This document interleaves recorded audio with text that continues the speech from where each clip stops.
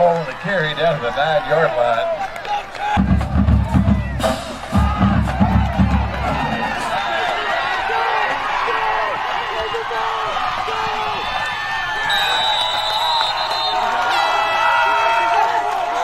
Fast! You gotta get lined up! Fast! Roll out!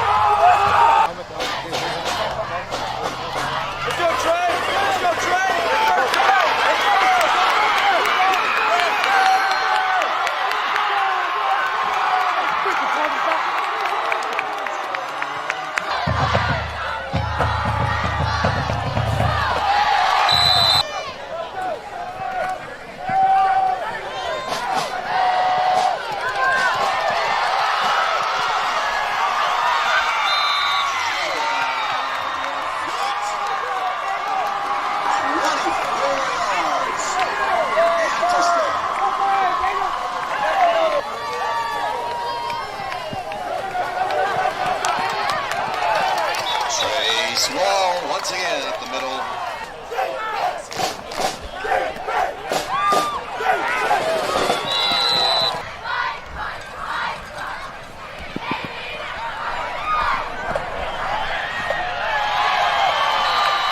Touchdown. Wow.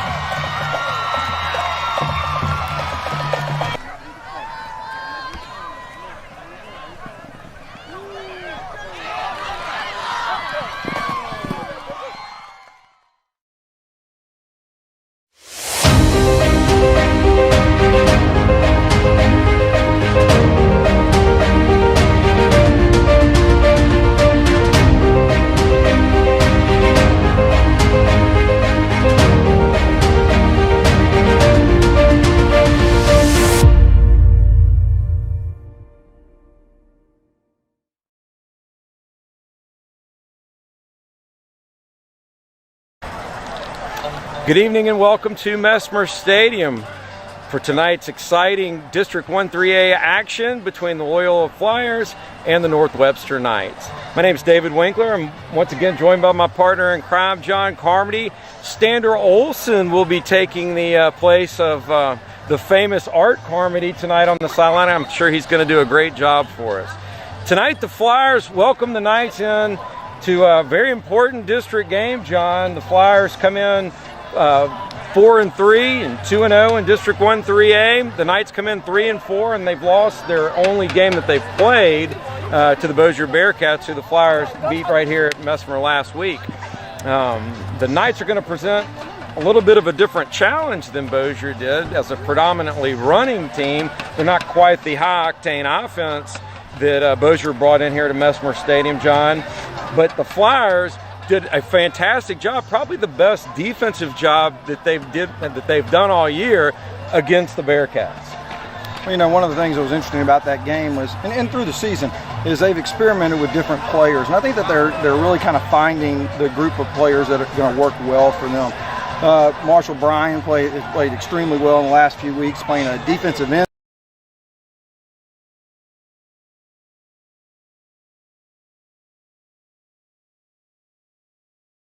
How does your bank define local? At Home Federal, it means being here in Shreveport and Bossier since the doors opened in 1924. It means surviving and thriving alongside our customers through the good times and the bad. Since our beginning, Home Federal has been a part of Shreveport Bossier. Our roots are here. Our headquarters are here. Decisions are made here. That's how we define local. Home Federal Bank, a better way. Okay, let's move on to the artery. Perfect. What's next? A Band-Aid? Thanks, Andy. You always know just what my heart needs. The best heart care makes you feel at home. You look ready for some good news. That's why at Christus, you always know your heart's in the right place and the right hands. To learn more, visit christushealth.org/myheart.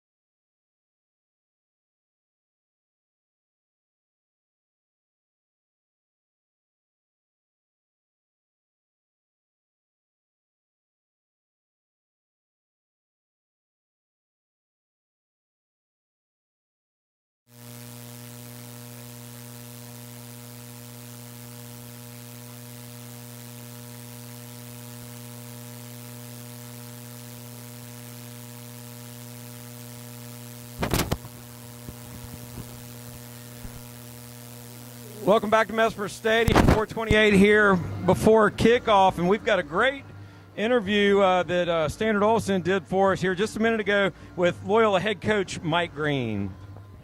I'm here with head coach Mike Green. Coach Green, tonight you're matched up against a good North Webster team. What are your keys to victory tonight?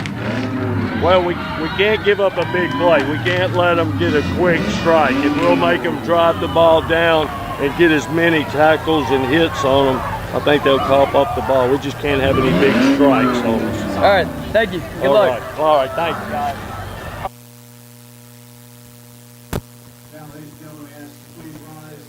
you. And with that, we're going to take just a moment to say the prayer here in the stadium and the national anthem. Loyola senior Will Rayburn.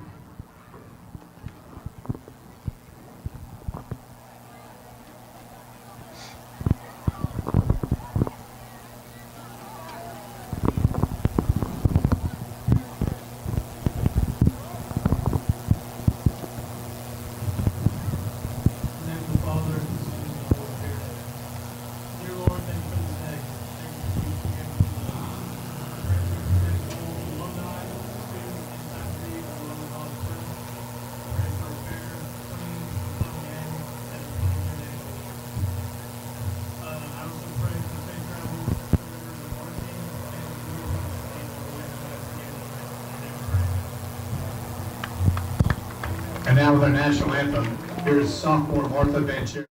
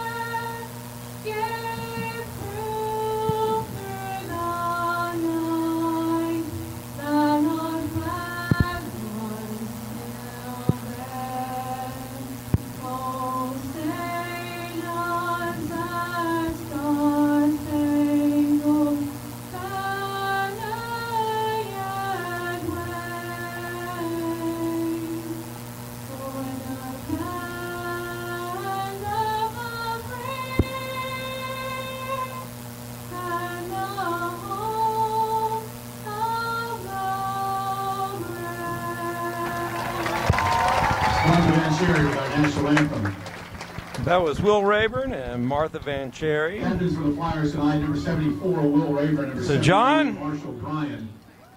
second game of a three-game homestand. The Flyers taking on North Webster here tonight. We talked a little bit in the pregame about the Flyer defense and how much they improved in that last game. North Webster brings an offense that's a little more ground-oriented. I would say a lot more ground-oriented than Bossier certainly was. And to that end, we're going to get a little bit of a change in defensive alignment from the Flyers tonight by head coach Mike Green. Going to probably see another man in the box compared to what we saw last week. And I hope that that proves to be a prudent move, because I think North Webster looks like they're fired up and ready to go, John. You know, one of the things that's interesting, David, is that this is a big game for the Flyers, not only because it's a district game, but, you know, when you look across the Flyers' schedule over the last few years, those people watching at home may know Flyer real remember alumni schools that are very competitive, and you know, one of the things that you see is that in the last few years in this district, they've had very interesting lineup with the schools.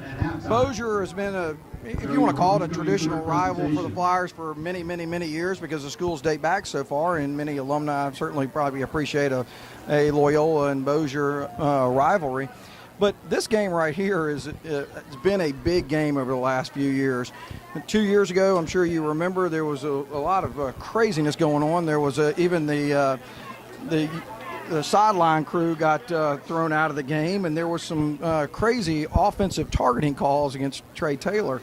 Last year's game up in North Webster, the Flyers really, if you want to say, kind of lost the game on what was called an offensive pass interference call that was very questionable on Trey Taylor last year. So these have really been very well-played games, but they've always been a little bit screwy. So I'm looking forward to seeing what we're going to see here on a close to Halloween night.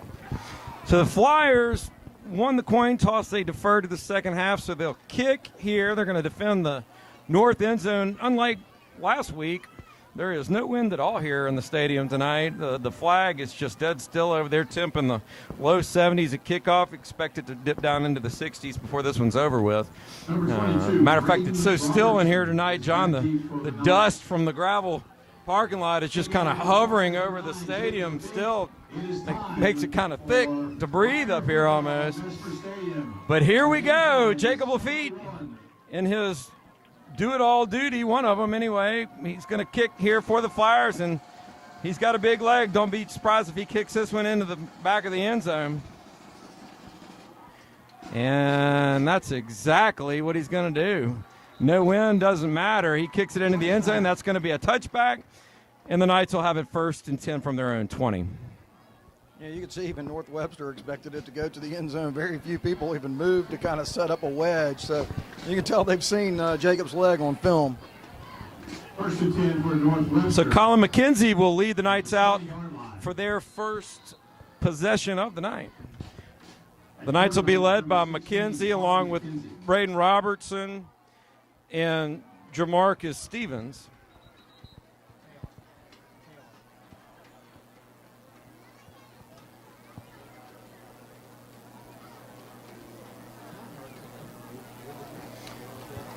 Looks like the officials are getting a little something sorted out here before the first play. And here we go.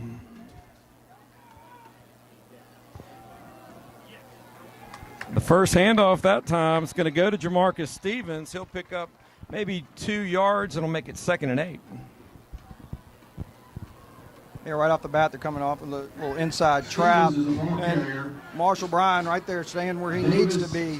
So it's going to be really important to see what the interior linemen are able to do for the Flyers tonight. At the 22.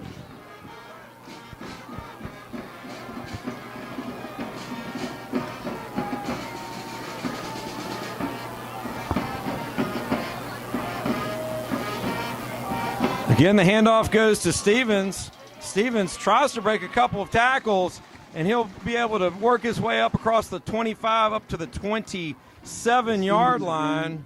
That'll set up a 3rd and manageable. Call it 3rd and a long 3. A really nice play by Van Norman right there. They're pulling guards on the outside, trying to get men out there. Van stayed home right where he needed to be in order to make that play. 3 wide go the Knights, but you'll rarely see them put it in the air. Even though they play a 3 wide, they are very much a run-oriented football team.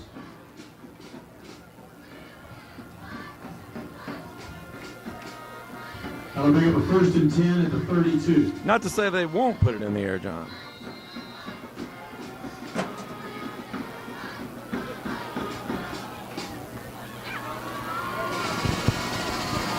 So the Flyers get caught jumping right there, so give them a 1st down.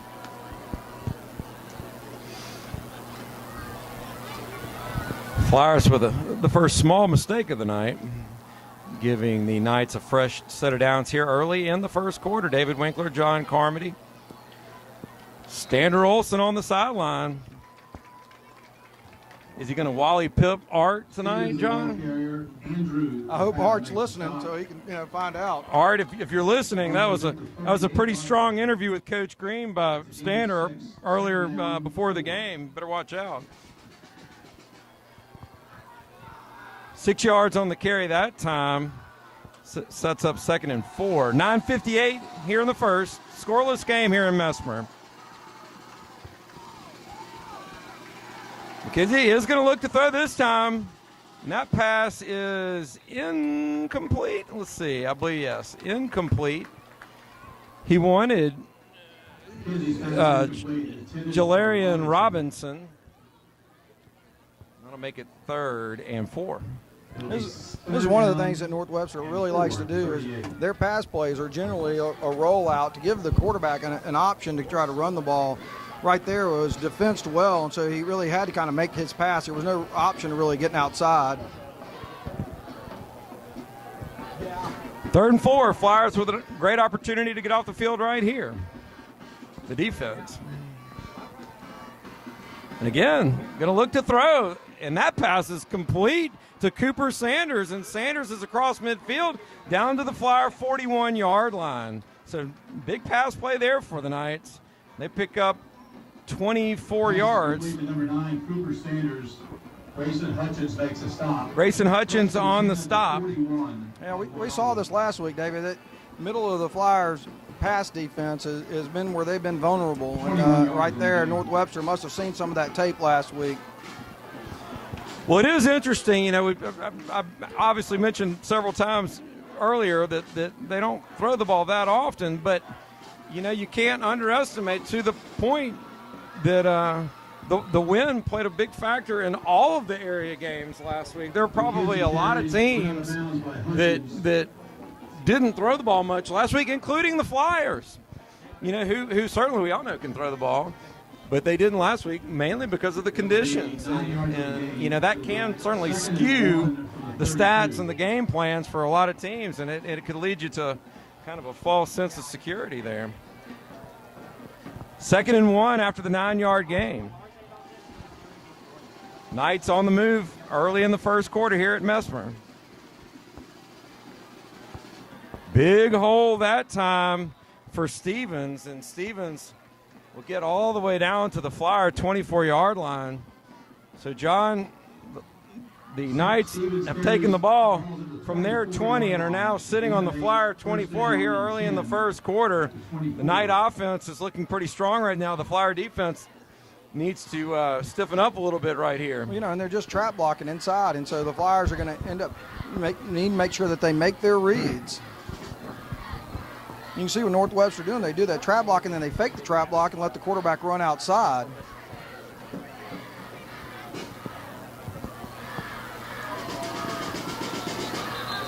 Flag on the play. McKenzie did a nice job of grabbing that snap that was right there at ground level. And that penalty is going to be against North Webster. Illegal motion will back them up 5. Make it 1st and 15, so that's good news for the Flyers. Well, believe it or not, that's probably bad news because that play was about to get snuffed out, and it really had been 2nd and 15. That's true. That's true.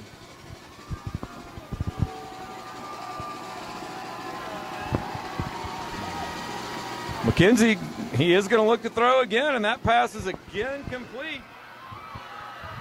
One more time, that's Cooper Sanders, and Sanders is able to get it down to the Flyers' 16-yard line. Sanders, Lafitte makes the stop. The ball's at the 16-yard line.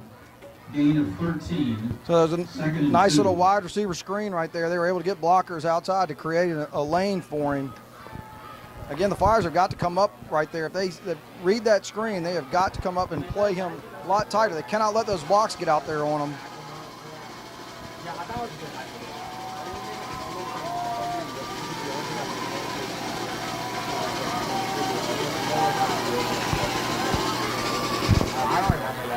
McKenzie's going to keep that one.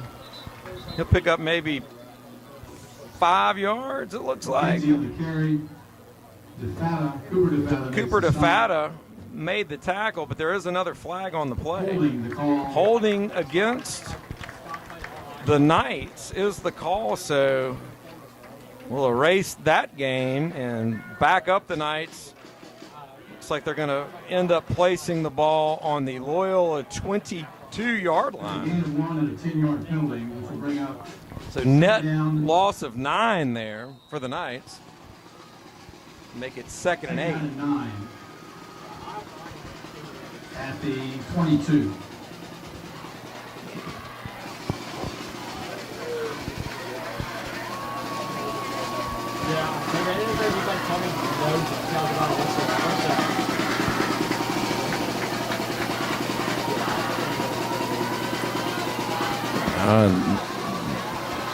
Well-designed play that time. Colin McKenzie keeps that one and takes it all the way down to the Flyer 3-yard line. Van Norman finally made the tackle and saved a touchdown, but not before a big run by the Knights, and that's going to make it 1st and goal from the 3. Yeah, that's the pressure that play puts on people. Right there, Reagan Cole's put in a bind. He actually went towards the dive, which is not his play, but he's got to take the quarterback right there, and the quarterback was able to get outside because of that. 1st and goal from the 3.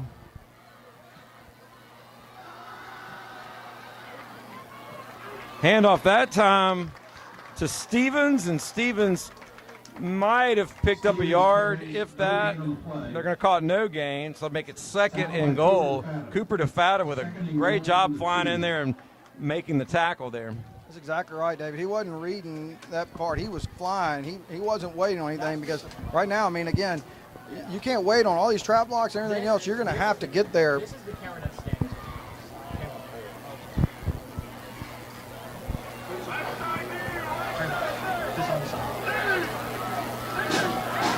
Again, Stevens on the carry, and this time he's going to pick up the Knight touchdown. So 5:56 left here in the first quarter, and North Webster strikes first, 6-0. Jamarcus Stevens, 2-yard run for a touchdown. You know, Stevens is a really formidable runner. He is a good-sized kid with a lot of speed. And so, you know, what North Webster has shown the Flyers on that first series is they're doing everything. They're doing inside running with Stevens. They've used the option with the quarterback. So, again, the Flyers have to understand their reads. And the extra point is blocked, so great job that time. Looks like Trey Taylor got in there and quickly got a hand on it and saved the Flyers a point, so the score will stay 6-0 here, and maybe they can carry over a little momentum from that play into their first offensive possession of the night. Oh, yeah, but, you know, here we have a team, we've seen so many teams that go for two. This is a team that actually kicks extra points, and so blocking an extra point really may be huge in this game by the time we get to the end of this. And their bright futures is our community's lead tomorrow. Loyola cheerleaders are selling the latest in Flyer gear in the doghouse of your bleachers. Make sure you stop by and get the latest in Flyer bags. So, you know, the Knights clearly showed right there that they're not going to be one-dimensional tonight. Despite what we may have thought in our pregame, they clearly showed that they can throw the ball and throw it effectively. Cooper Sanders had a couple of nice receptions in that drive, and he was wide open. That's something certainly the Flyers are going to have to account for moving forward. But those are, again, they're kind of safe passes. As you said, I mean, they are a run-first type of team, and they set up their pass very well by those constant run plays. And so, again, the Flyers, all we're going to have to figure out that they've got to stay home and stay with their reads. So they're going to kick to Trey Taylor. Sometimes that proves to be a big mistake. He took it from his own 5. He's up the right sideline, cuts back, shifty moves. He's able to slide off a few tackles, crosses midfield, one man to beat. He's beat him. 20-10, touchdown Flyers. Trey Taylor, 95 yards. And just like that, the Flyers strike back.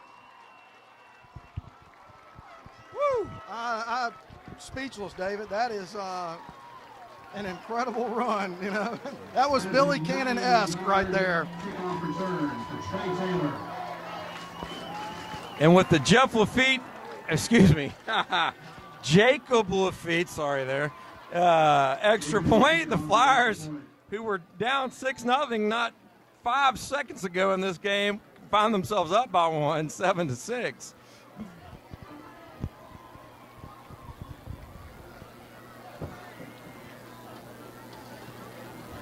And the Lafitte kick is good, as it usually is, John. And like I said, just like that, you blink, you missed it. Flyers, after going down 6-0 on a long, successful drive by the Knights, strike back with a Trey Taylor 95-yard kickoff return, and the Flyers retake the lead 7-6. You know, it's interesting. It wasn't maybe the last play of the game, but near the end of the game last year up in North Webster was the touchdown pass to Trey Taylor where, you know, by video evidence, it certainly looked like there was defensive pass interference, but he still maintained the catch and scored a touchdown, and somehow it was called offensive pass interference, and it cost the Flyers the game. But that was the last time I think Trey Taylor touched the ball, and then this is the first time against North Webster he's touched the ball, so it's good to see that that's worked out favorably. Now the flip side, John, is that Coach Green has not had a whole lot of time with his defensive unit on the sideline to kind of go over what they need to do to shore things up on that side of the ball. So the defense, who was out there for a fairly long drive to start the game, is forced to come right back out on the field. And obviously he'll take it because we've retaken the lead, or we've taken the lead, excuse me, not retaken, we've taken the lead. But the defense is going to have to kind of fix things on the fly right here. Well, the flip side of that is that Coach Sella can, you know, go over to his offensive players and say, good job so far, guys. That's right. Always nice to have a touchdown on the board and your offense hadn't even taken the field yet. Lafitte kicks it out of the back of the end zone again, I believe. my fuzzy math, that's what is that? 7 straight touchbacks? Didn't he have a touchback every kick last week? No, he didn't, because when we turned around and kicked into the wind, he didn't. But it's awfully close. Certainly showing his big leg. Here we go. Knights for their second possession of the night will start from their own 20.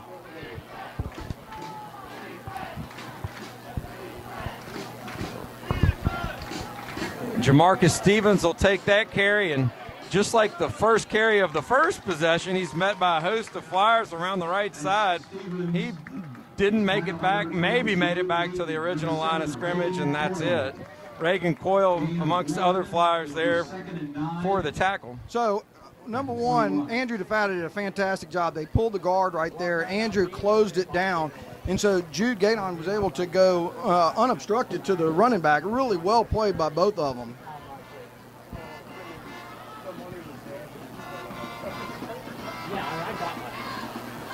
I got mine so I can buy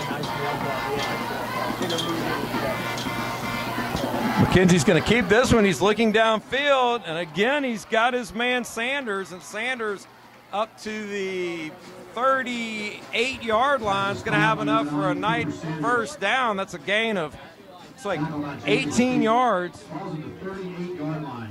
It was a nice pass. He had Marshall Bryan in his face, but you know, you got to tip his hat right there. He's throwing against Jacob Lafitte. Jacob's in coverage right there, and you know, he made a really nice throw. It's becoming pretty apparent that Cooper Sanders is going to be a player the Flyers better start accounting for.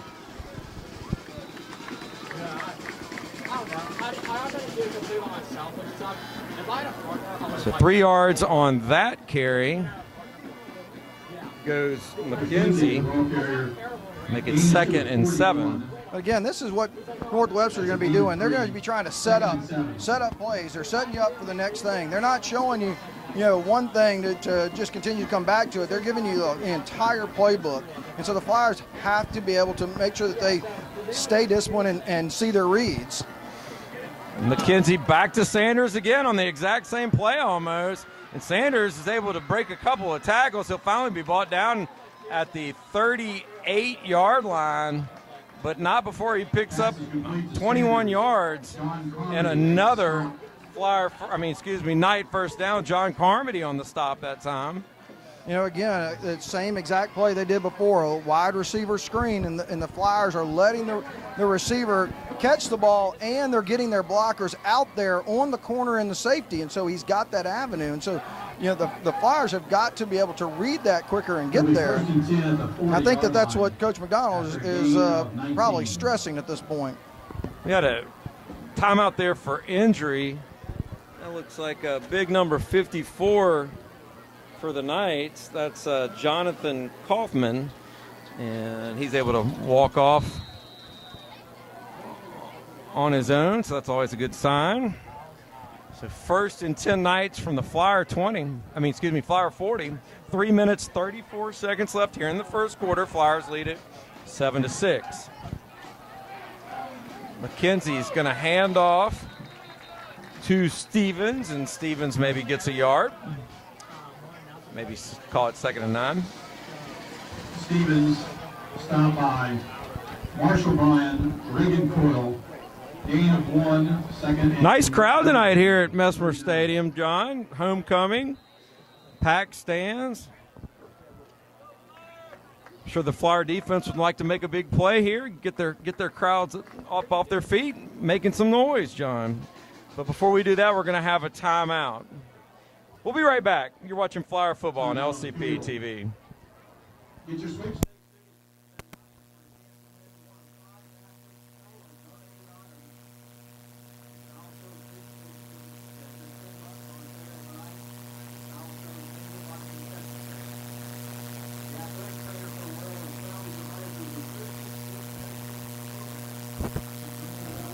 That's why at Christus, you always know your heart's in the right place and the right hands.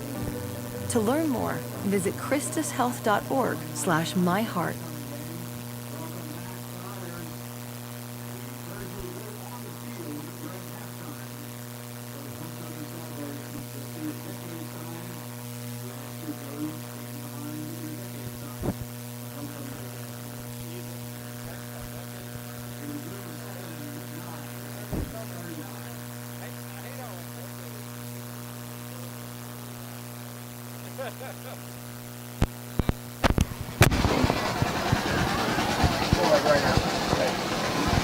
So here we go, Knights 2nd and 9 after the timeout.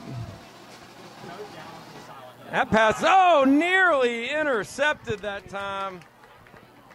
Pass was intended for Sanders.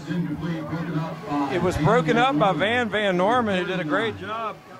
I'm sure he'd like one more chance at that one because it sure did look like he was about to come down with it. As I say, North Webster's, realizing that little slant has been open, and so you can see they keep going back to that well. It's good to see Van playing up on him and getting into that lane. So 3rd and 9. Great chance for the Flyers to get their defense off the field right here.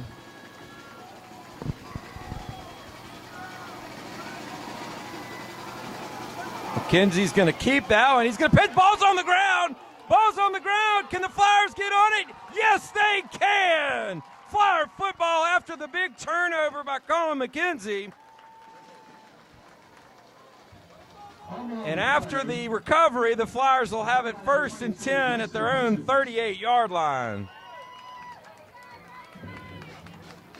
Yeah, you could see that the quarterback took a hit. He actually looked like he pitched that ball forward, but maybe the referees are discussing that. They're talking about it. They may call it a forward pass, which would nullify the turnover. Looks like maybe Coach John Ware is asking if that's the case.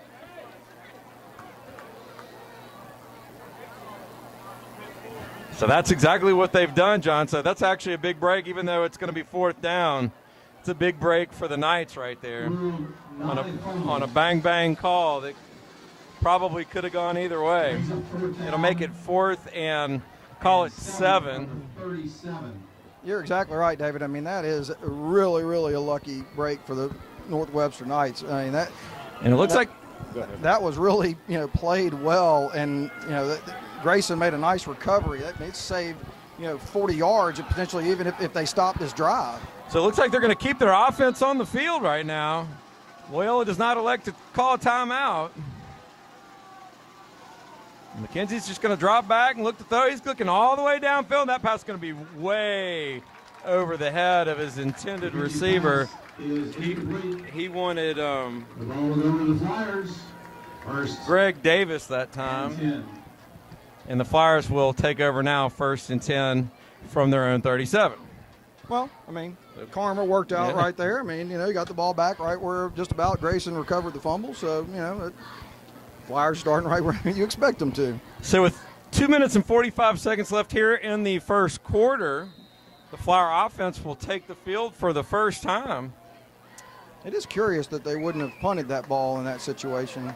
You would think early in the game like this, it almost gives you the feeling that maybe they think they're going to be in a high-scoring game. They're going to need all the points they can get.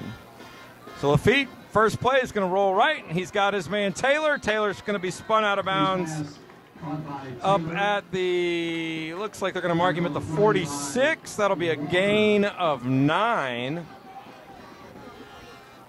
Nope, let's see, hold on. No, they're going to call it the 43, so it's called a gain of 6, make it 2nd and 4. Yeah, he got slung backwards and tried to reestablish himself, and so that's how he lost those yards. Handoff that time goes to Cooper DeFata, and DeFata takes the ball to midfield. That'll be enough for a first down, gain of 7 on the play. Really a great run by Cooper DeFata right there. He hit the line. He realized he needed a little bit more space, hesitated, and then cut left, and then be able to get upfield. Really nice run. It's a first down from midfield. Feet looks to throw again. Again, he's got Taylor out in the flats. Taylor tries to break a couple of tackles, and he's actually probably going to lose about half a yard there. Make it 2nd down and 10. Again, I mean, the Flyers run it a little bit different. That's a wide receiver screen, and you can see how quickly North Webster defense reacted to it. That's what the Flyers are going to end up having to do on the opposite side.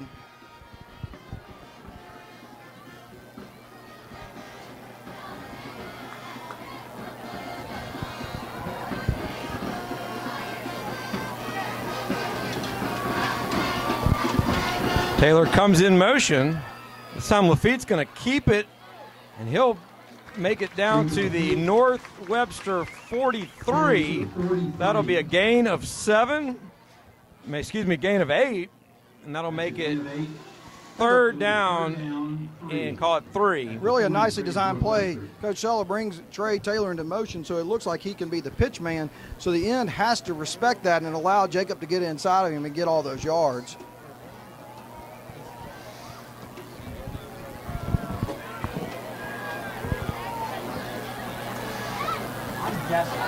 Third and 3, again, DeFata on the carry. There's a flag on the tackle, it looks like.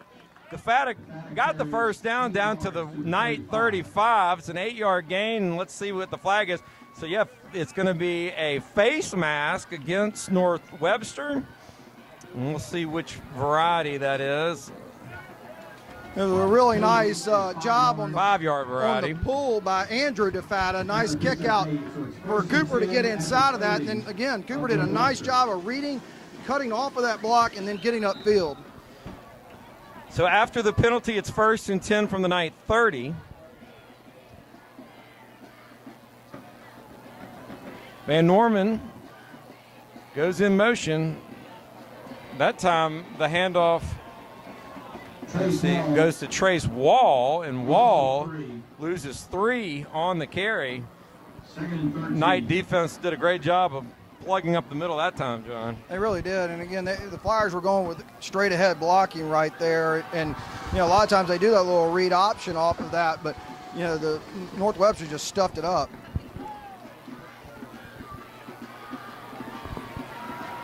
Feet looks downfield. He decides he's just going to tuck this one and get what he can, and he'll finally be knocked out of bounds at the 30-yard line.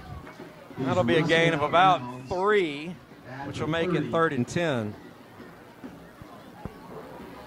Gain of 3, so it'll be 3rd down and 10.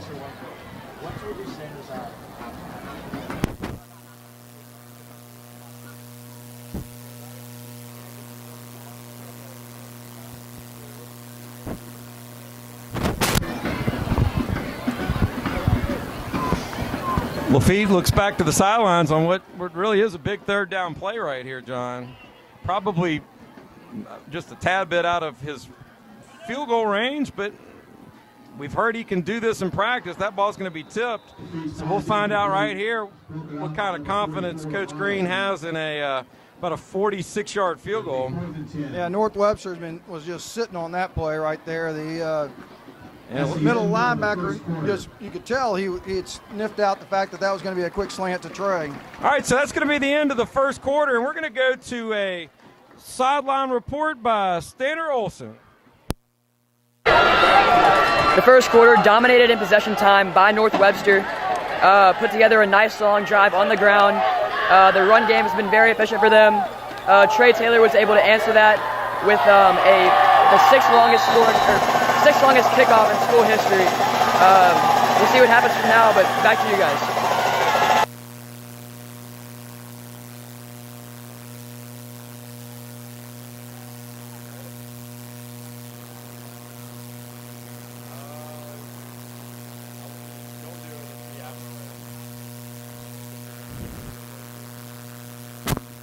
All right, back here at Mesmer. Thank you, Stander. Start of the second quarter, and looks like we're going to have a 47-yard field goal attempt by Jacob Lafitte. He's kicking to the north end zone now, but it really doesn't matter. There's no wind to speak of, and frankly, what little wind there would be is from the south, so any wind that's here is just oh so slightly helping. And that kick is up. It's got more than enough distance. My goodness. And it is good by country mile, John. So after the 47-yarder that was good by 10 yards probably, the Flyers take the lead 10-6. Yeah, go ahead and put that one on your recruiting tape because, if the camera followed it all the way to the back fence where it landed, that ought to show anybody, that ball would have been good for another 10 yards easy. So a really great kick by Jacob. Well, and honestly, I mean, we've kind of said this before that, as great as Jacob's been you know, and all the other things he does on the football field, quarterback, throwing the ball, running the ball, even playing safety this year, you know, really his ticket to big-time college football may very well be on his right leg. Well, you know, it's amazing. That is, I believe, his third field goal attempt maybe this year. As many points as they have scored and as many games as they've gone up and down the field, you know, that is really amazing that they haven't stalled out at the point where he's had field goal attempts. But that's what we've heard about. You know, we've heard Jacob's got a big kicking leg. Of course, we see it on kickoffs, but that was really our first evidence of watching him kick a field goal.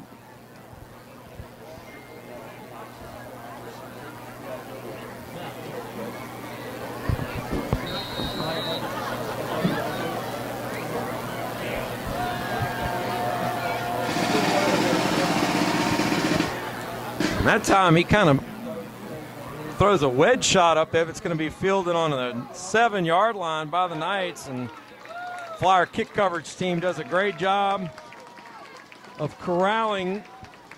Looks like that was Stevens, and the Knights will have it 1st and 10 from the 22. What a really nice play by Carter Doyle in the open field right there. You know, Jacob, you don't really see that very often. I mean, he kicked that ball like a 60-degree wedge, and that ball, you know, went sky high. I don't think the Flyers have the kind of kick coverage to get down there, even on those kind of sky kicks. So early on here in the game, even though they trail on the scoreboard, the Knights have dominated in the yardage, 128-18 in total offense, John. You know, the yardage belies what's on the scoreboard right now, but the Flyers will take it. Sanders carries. Jude Gayton makes the 95-yard kickoff return will do that for you. Gain of 3. Definitely levels it back out. Right there, a really nice play by Jude Gayton to you know, stop the runner on the outside. And that's the second time we've seen Jude in the open field right off that end being able to make that play. So 2nd and 7 now.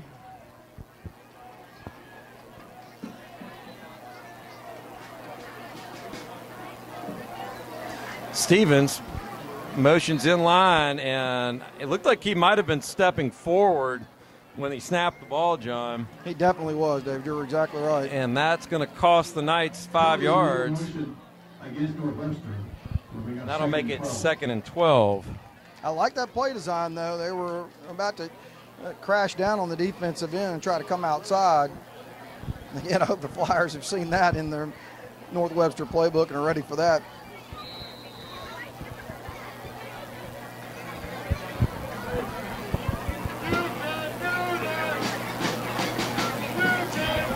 So 2nd and 12 go the Knights. 10:54 left in the first half. Flyers lead it 10-6. Handoff on the jet that time is going to go to number 11. That's Jacorbius Walker.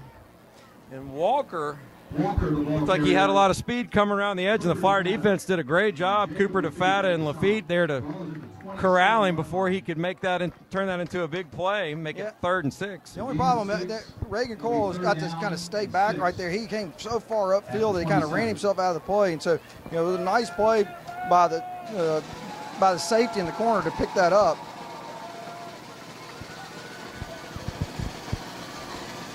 McKenzie's going to look to throw. He looks again to Jacorbius Stevens, and Stevens is tackled at about the 32-yard line, which is going to be about a yard shy of a first down.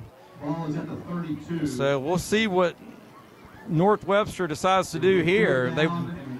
They've already shown that they'll go for it, and frankly slightly better field position than this, but it looks like this time they're going to try to go ahead and punt it. The Flyers got very lucky right there. They had a trip set, and they had not covered the inside receiver, and both the outside receivers were able to get the strong safety and the cornerback, and so they were lucky to get out there and stop that. This time, the end-over-end punt will be fielded by Taylor, and tell you what, the Knights are living dangerously right now. They keep giving Trey Taylor chances to return kicks. A lot of teams we see play the Flyers don't give Trey a chance if they can help it, but North Webster seems to feel like that they can kick to him. You know, it's an interesting point you just made, because that is exactly right. We have watched so many games where people have elected to take Trey totally out of the special teams play. And it's funny to sit there and see him get, multiple touches in this game, about halfway through the second quarter, because we haven't seen that probably all year long. So the Flyers have it with great field position to start this series. It's 1st and 10 from the night 49. Just a little over 9 minutes left here in the first half. Flyers lead it 10-6. David Winkler, John Carmody, and Stander Olson bringing you all the action from Mesmer Stadium. Homecoming night for the Flyers.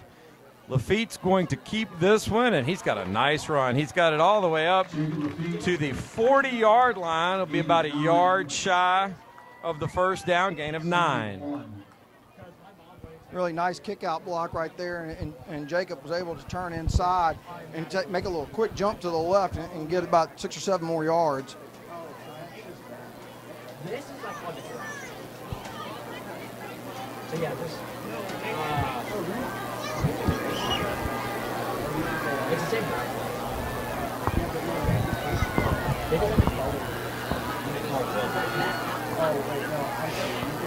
Taylor's going to come in motion. He's going to take the pitch, and he'll actually maybe lose a yard. That's counted as a pass because he pitched it forward. And the Flyers will now have a 3rd and 2. I like that play, and you can see how much North Webster just flowed with Trey right there. You can see that they're keying on Trey. It was a nice play design, something that we haven't seen the Flyers really do that formation. But I think that working on something on the backside, now that you've seen how much attention they're paying to Trey, really might work for the Flyers. So 3rd and 2.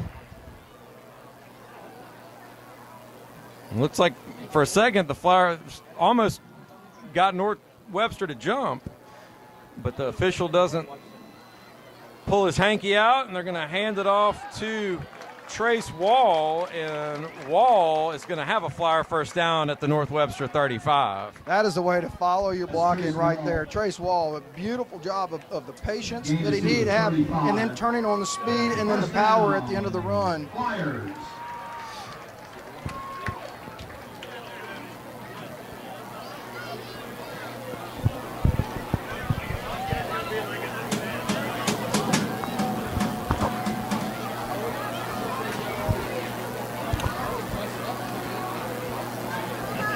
Carmody in motion. This time Lafitte's going to keep it, and Lafitte will be brought down at the 32-yard line. That'll be a gain of about 3. Set up a 2nd and 7. Again, that play sort of is kind of set up by the previous play, although the defense wasn't paying as much attention to John as they did Trey. But again, you can see it on the backside of that. That's where I think they're going to find success. But they don't know the kind of wheels the Carmodys possess. 2nd down. Lafitte goes deep to the back of the end zone, incomplete. He wanted Van Norman, but it's just a little bit over his head right there.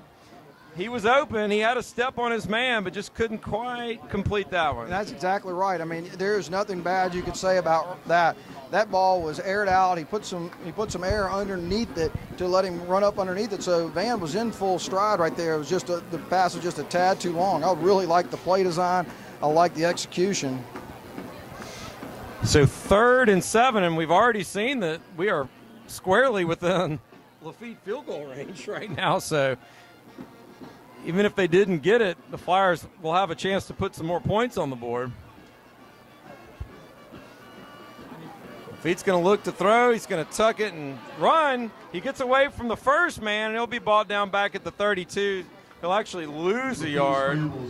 And I imagine we may very well get another opportunity to put some put a highlight on the kicker highlight reel here, John. Yeah, North Webster did a nice job right there of getting in Jacob's face. He couldn't even get the pass off. He had to pull it quick and try to get something out of nothing. And Jacob, I mean, it's one of Jacob's greatest improvements from last year to this year is his ability to to recognize that the play is not there and to get something out of it. All right, we'll be right back. You're watching Flyer football on LCP TV. How does your bank define local? At Home Federal, it means being here in Shreveport and Bossier since the doors opened in 1924. It means surviving and thriving alongside our customers through the good times and the bad. Since our beginning, Home Federal has been a part of Shreveport and Bossier. Our roots are here. Our headquarters are here. Decisions are made here. That's how we define local. Home Federal Bank, a better way.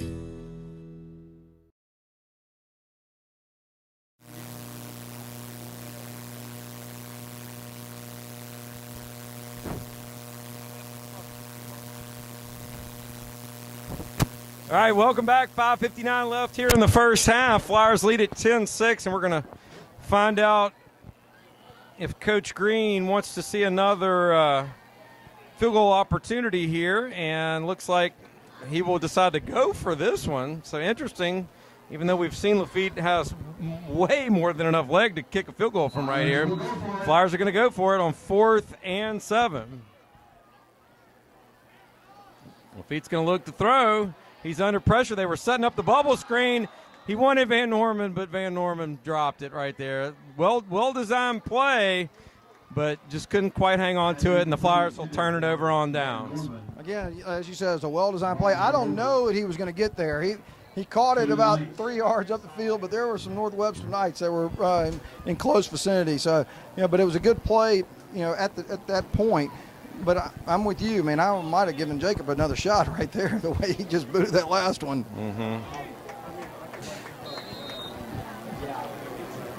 They don't pay us the big money to make those calls, John. And I think Coach Green's won about 20,000 more games than you and I have on the high school football field. So I retract anything I said we'll defer earlier. to his judgment. Exactly. First down for the Knights now. And Flyer defense does a good job that time corralling Stevens for about a 3-yard gain, make it 2nd and 7. So right there, Van Norman did the right thing. He has taken the quarterback on that option, and so he came up. He actually kind of ran past him, but he turned it in, and the rest of the defense was able to clean it up. But Van's got to make sure that he doesn't get too far upfield on that. Excuse me, that was McKenzie on the carry that time. Just a little over 5 minutes left here in the first half. 4-point game, 10-6 Flyers. Oh, big hit that time by Reagan Coyle. And it looks like the ball may have come out. Let's see, I haven't seen a signal from the official yet. And it sure did! Turnover! Reagan Coyle, who came in like a torpedo and just blew the ball out of the ball carrier's hand. And the Flyers will get it right back with about 5 minutes left. Great job by Reagan Coyle, John. You hit it right on the head. And we talked about some of the struggles he was having a little bit earlier in the game on some of those reads, but right there, he read it right off the bat, and he came out like a house of fire. Really, I mean, he caused the fumble. The hit caused the fumble. Great play on his part. I know, on the next hype video that our wonderful friends up here at LCP TV do, that better be like the first thing you see. This time Lafitte's going to keep it. He'll be rolled out of bounds at the 30-yard line. That'll be a gain of about 11, maybe 12. It'll be good enough for a Flyer first down, though. Really a nice job on the reach block right there to get Jacob on the outside. Really, nice run on his part. He got some good lead blocks on the outside as well. So 1st and 10 from the Knight 30. Flyers looking to try to add a few more points on the scoreboard before halftime. Big hole that time for Trace Wall to run through, and Trace will get it down to the 26-yard line. Be a gain of 4. 2nd and 6 coming up. You hit it right on the head right there, David. I mean, what a big hole right there. And I mean, and the timing's 1 second quicker right there, and Trace is probably scoring. That was a massive hole.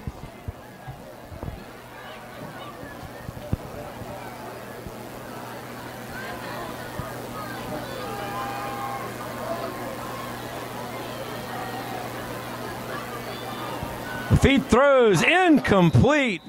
He wanted Taylor, But Taylor again, which is becoming a repeating theme so far here in the first half with Flyer receivers, John, just can't hang on to it. Again, it's a well-constructed play. They motion the inside receiver out. They make it look like it could be a wide receiver screen, and they're trying to sneak Trey in on the slant. It's a, Jacob has his choice right there. It's a really nice throw. It could have easily been caught.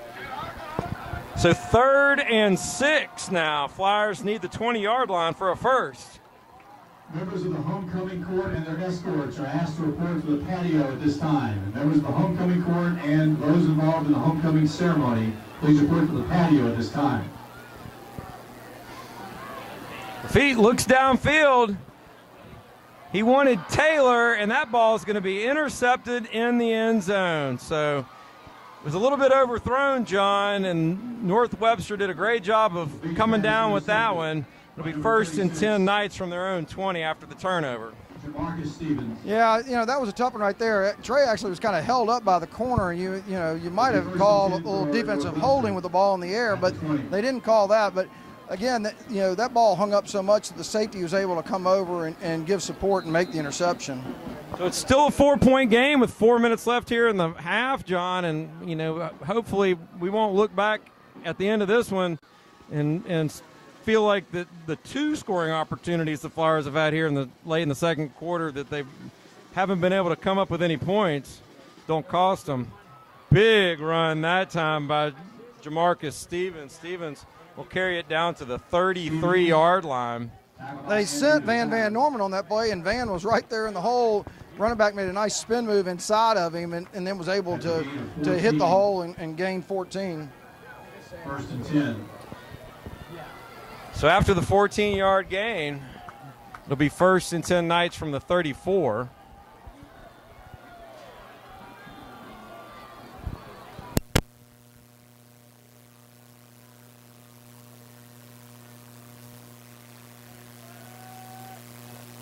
McKenzie's going to look to throw. He doesn't have anybody. He's being chased down and finally run out of bounds that time by the Flyers. That was Marshall Bryan on the chase right there, and he finally forced McKenzie to try to let that one go. And yes, the Flyer coaching staff immediately was calling for intentional grounding right there because there was no receiver obviously over there on the sideline, and the official agreed, throws the flag. So it's going to be a loss of down for the Knights this time. It'll be a 3-yard loss to boot. We're going to get a quick timeout, so we're going to go to a sideline report from Sander Olson. Both teams still trying to find their rhythm tonight. Neither team really having any momentum offensively. However, the Flyers do continue to make history here tonight. Jacob Lafitte with the 9th longest field goal in school history, a 47-yarder. Not much else has happened, but we'll keep all updated. Back to y'all. All right, thank you, Stanner. Doing a great job on the sideline tonight. Exciting game so far here at Mesmer for Loyola homecoming. 10-6 Flyers, 3:31 left here in the first half. Flyers have had a couple of chances here in the second quarter to add to their lead, but a conversion that they couldn't come up with on 4th down and then a turnover in the end zone has prevented the Flyers from adding any points. And now the North Webster Knights are looking to get back in this one. They've got it 2nd and about 17 now. So the Flyer defense is in good shape. If they can hold here, they might even give their offense a chance to get the ball back with enough time to do something with it.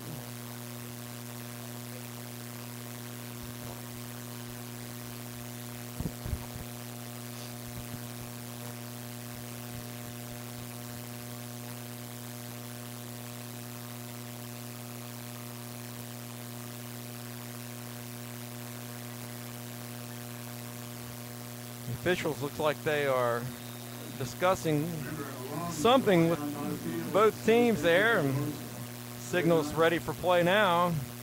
This time the handoff's going to go to Stevens, and Stevens breaks a couple of tackles. Stevens still on his feet. Stevens Finally brought down by Trey Taylor at the 35-yard line, but wow, what an effort by Stevens.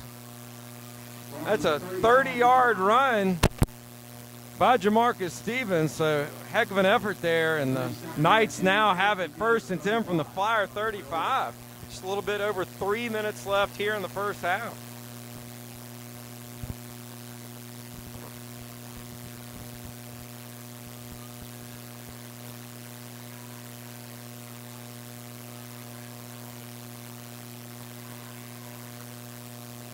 Stevens, the workhorse tonight, going to keep it again. And he'll get down to about the 30. That's a 5-yard game. Make it 2nd down and 5. Stevens, stopped by Davis and Deason at the 30. Gain of 5, 2nd and 5 at the 30.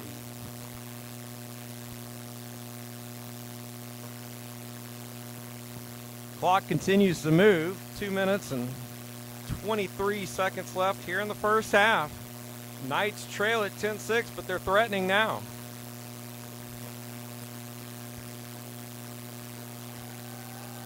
McKenzie drops back, looks up, and he's picked off! He's picked off at midfield! Great job by the Flyers that time. That's number 12, Jude Gayton, and Gayton will take it all the way down to the 11-yard line. Great job by the Flyer defense.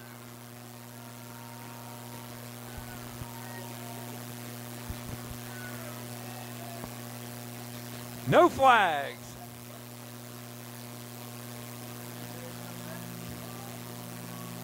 Nope, looks like there is a flag now. Nope. Looks like a flag out there.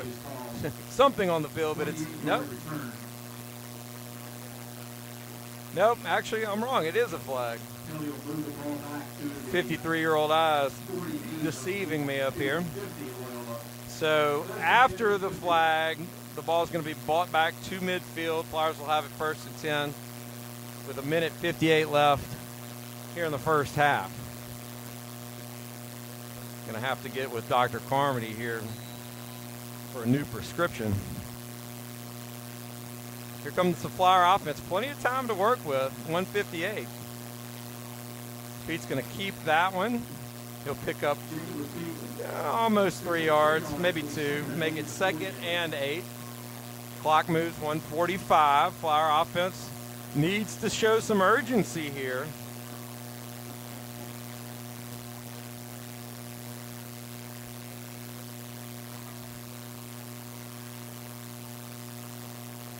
Feet on the hard count. Meanwhile, the clock continues to run.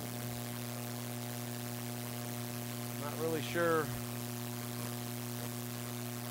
why we're not hurrying a little bit more here, but the feet's going to roll right. And he's going to finally be brought down at the 47. Be a gain of 1. Make it 3rd and 7. 1 minute left now, so Flyers not calling any timeout. According to the board, they've still got at least 2, but the board is notoriously incorrect. This time Lafitte's going to look downfield. He's got a man, Trey Taylor! Trey Taylor from Jacob Lafitte! Touchdown Flyers, 47 yards! And just like that, the Flyers take a 16-6 lead. Well, clearly what the Flyers were doing was burning clock before they were ready to score their 47-yard touchdown. Worked out perfectly to kick the extra point. Proceed on to the extra point. Follows the snap. The red to home.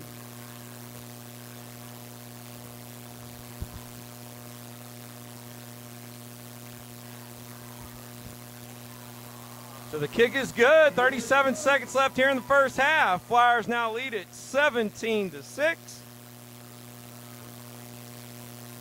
And it's been a big night so far for Trey Taylor. Trey Taylor with a 95-yard kickoff return to put the first Flyer touchdown on the board. And he'll follow that one up with a 47-yard reception from Jacob Lafitte to put the second one up and give the Flyers an 11-point lead with halftime looming on the horizon here.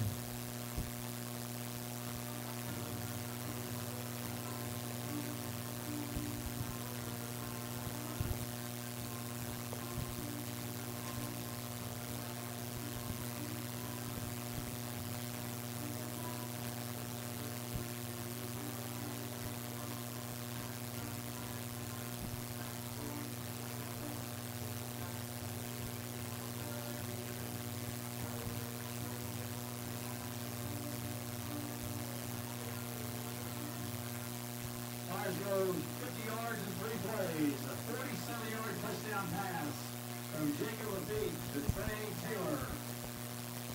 So the Flyers set to kick off.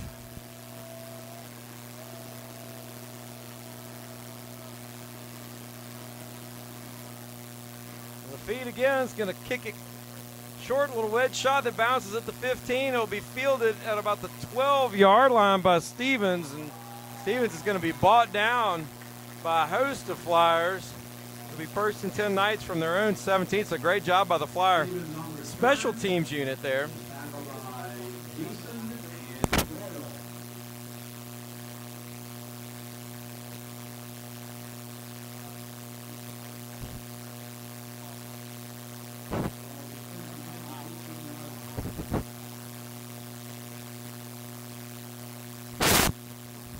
29 seconds left here in the first half.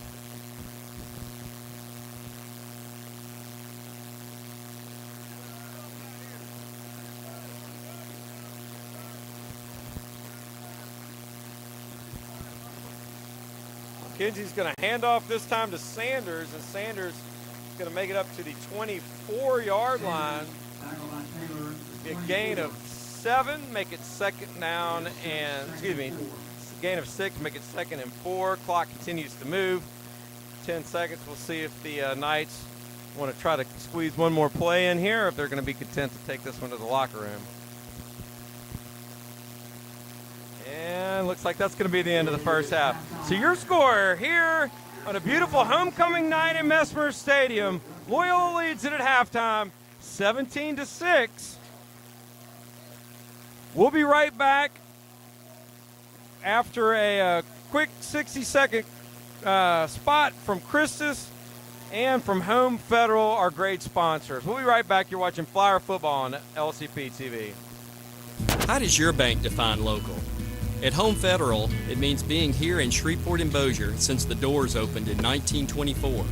It means surviving and thriving alongside our customers through the good times and the bad. Since our beginning, Home Federal has been a part of Shreveport Bossier. Our roots are here.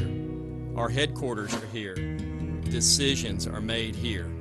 That's how we define local. Home Federal Bank, a better way. Okay, let's move on to the artery. Perfect. What's next? A Band-Aid? Thanks, Andy. You always know just what my heart needs. The best heart care makes you feel at home. You look ready for some good news. That's why at Christus, you always know your heart's in the right place and the right hands. To learn more, visit christushealth.org/myheart.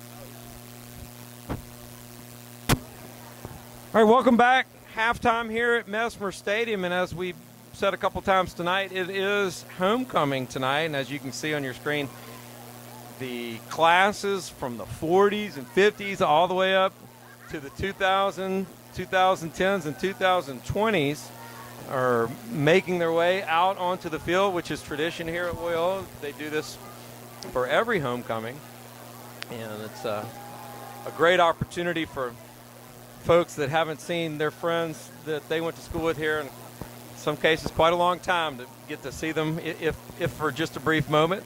say hello, see how everybody's doing. And usually we have one or two homecoming reunions here as well. And I know we have the class of 1986 here tonight, at least that. So as that happens, we'll wait here for just a second. And then after this, we will have an interview by Stander Olson with Loyola head coach Mike Green that he just got from Coach Green here. And then we're going to hang around and we'll give you the presentation of the homecoming court after that. And then John and I will bring you, along with Stander, all of the action from the second half when we return for the third quarter. So here we go to Stander Olson's interview with head coach Mike Green. All right, it's been a good first half here at Mesmer. Flyers winning 17-6. Coach, what are your thoughts on the first half of this game? I was a little scared. You know, we've made them fumble the ball. We've had some turnovers. We've got offensively, we have got to put some more points on the board. You know, all year offense has been rolling, and right now our defense is playing, but it's kind of flip-flop. But we'll get there. That's, you know, Lafitte and Trey have done, you know, they just keep doing their thing. So we just got to block for them. Yes, sir. All right, thanks, Coach. All right, guys. All right.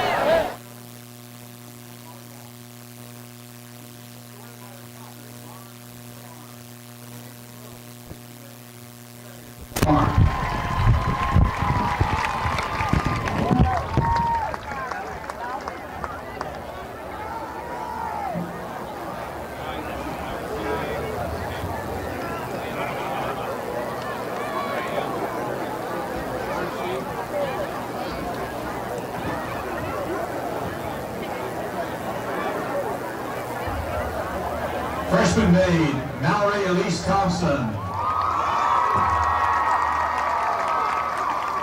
Mallory is the daughter of J. Ryan Thompson and Loyola alum Brandy Canatella Thompson. Her activities at Loyola include JV cheer, volleyball, soccer, SGA, Fellowship of Christian Athletes, Faith, Key Club, Ping Pong Club, and Food Club.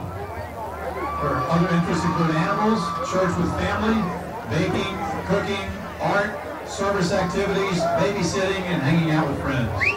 Mallory has been escorted by her father, J. Ryan Thompson. Freshman maid, Mallory Thompson.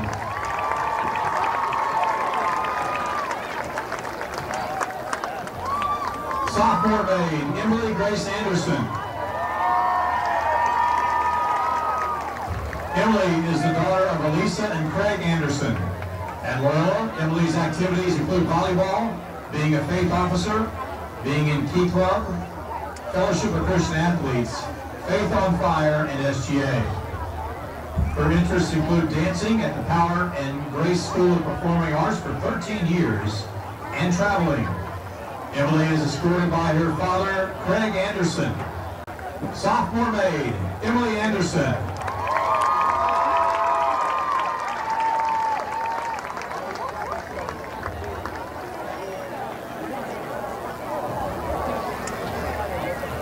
Sophomore maid, Maggie Googe.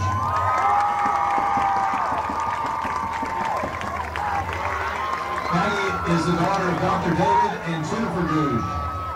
Maggie is involved in soccer and volleyball at Loyola, and her other activities include playing the guitar and singing.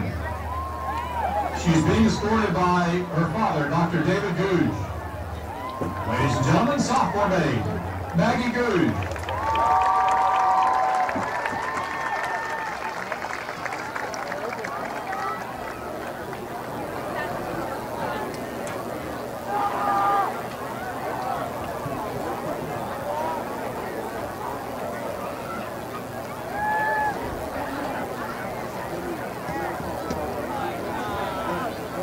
Junior maid, Genevieve Carmody. Genevieve is the daughter of class of 87 alum Dr. John and Elizabeth Carmody. At Loyola, Genevieve is involved in varsity basketball, is a faith officer, drama club, food club, National Honor Society, FCA, and SGA. Genevieve's other activities include singing and acting with the Academy of Children's Theater. She's being escorted by her father, Dr. John Harvey. Junior maid, Genevieve Harvey.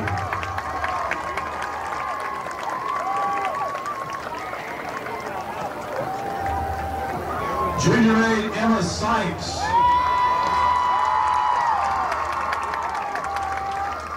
Emma is the daughter of Dr. Richard and Dr. Ashley Sykes. Her activities in Loyola include basketball, volleyball, track and field, FCA, Faith, SGA, Key Club, National Honor Society, and Mu Alpha Theta. She enjoys working out, Netflix, hanging out with friends, and traveling.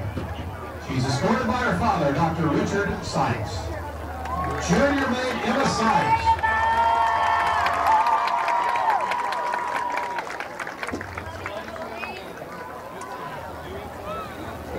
Senior maid Molly Horn.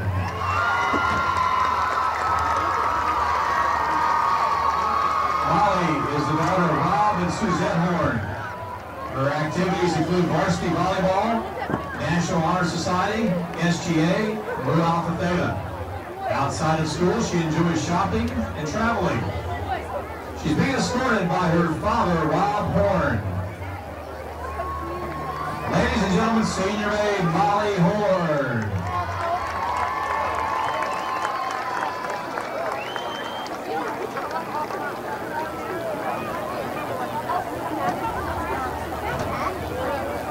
Senior maid Emily Horton.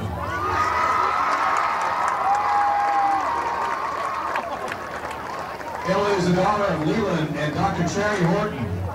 At Loyola, she's involved in varsity soccer, varsity volleyball, National Honor Society president, Key Club vice president, and is senior class vice president. She's also Mu Alpha Theta treasurer. She enjoys reading, traveling, and spending time with family and friends, and she's being escorted by her father, Leland Horton. Senior maid Emily Horton.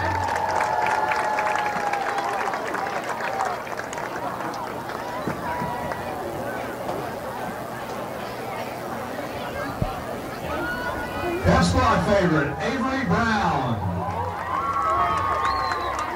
Excuse me. Senior maid, Olivia Madeline Thompson.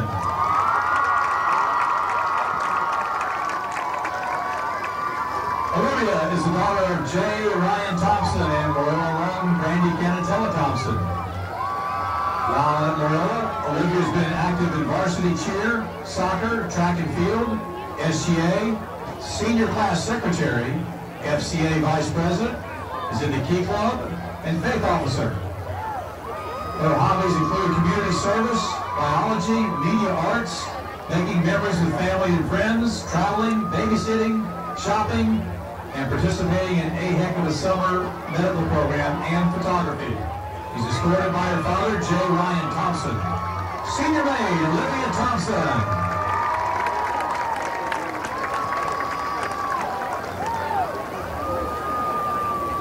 Pep squad favorite, Avery Brown.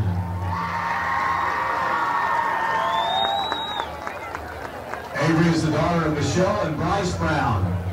Among her Loyola activities include Faith on Fire, FCA, Key Club, soccer, volleyball, cross country, and Pep squad. Outside of school, she enjoys traveling, dancing, going to Disney, and hanging out with friends.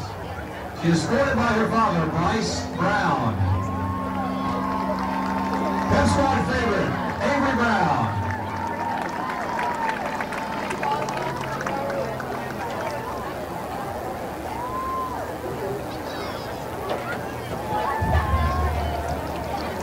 Cheerleader sweetheart, Sydney Laux. Sydney is the daughter of Master Sergeant Evelyn and Master Sergeant Terry Laux. At Loyola, she's involved in cheer, volleyball, and Key Club. She enjoys working out, traveling. Sydney is escorted by her father, Sergeant Terry Laux. Cheerleader sweetheart, Sydney Laux.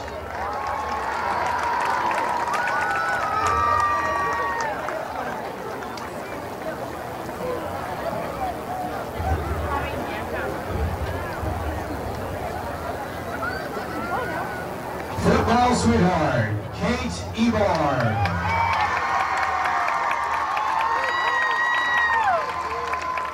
Kate is the daughter of Chief David and Michelle Ebar. She's a member of the Loyola softball team where she's a team captain, SGA, and Flyers for Life. Other activities include being a volcanologist, spending time with grandparents, siblings, and friends, making TikToks. She's escorted by her father, Fire Chief David Ebar. Key Club sponsor and class of 1986 alum Mark Pachenkas is presenting Kate with a football autograph by the 2021 Flyer varsity team. Your football sweetheart is Kate Ebar.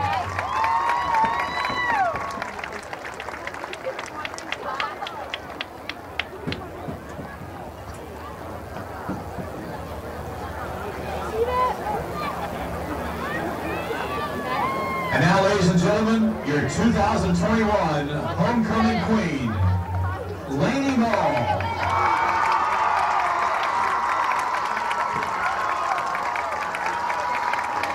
Lainey is the daughter of Dr. David and Krista Ball.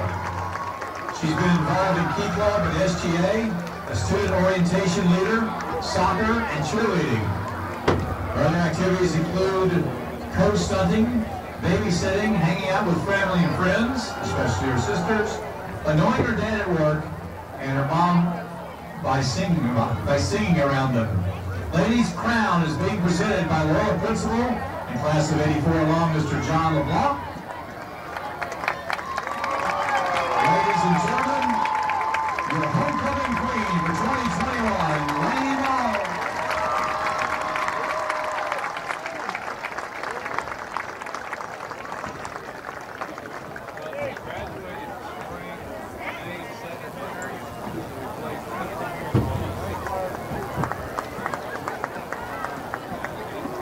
And now, as they gather together, let's have a big hand for the 2021 Homecoming Court.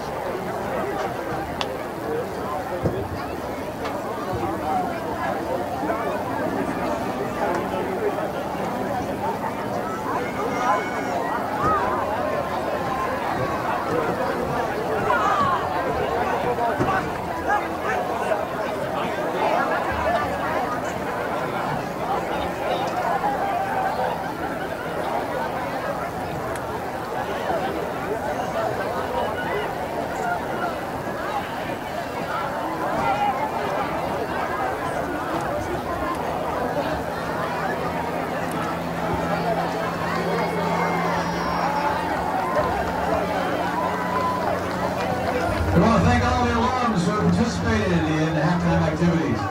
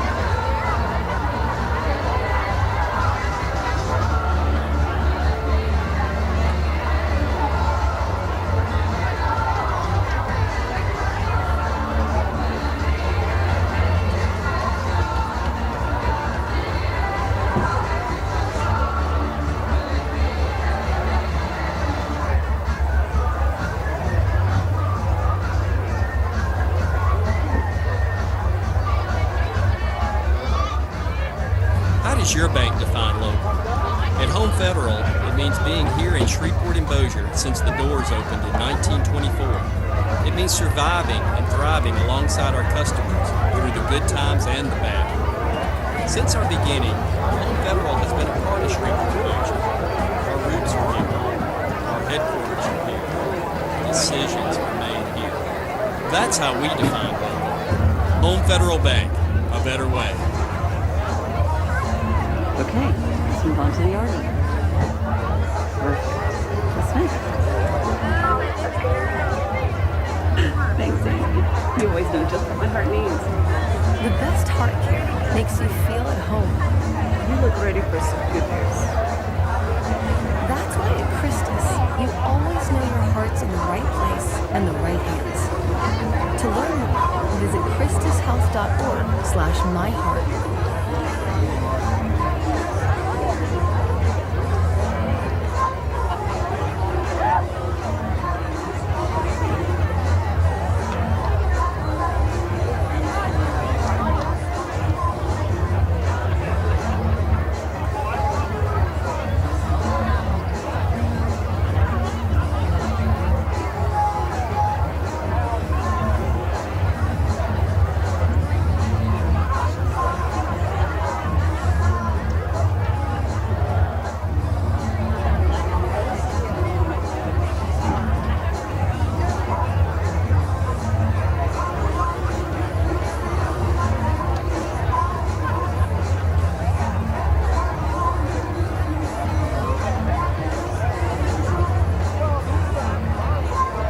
Travis.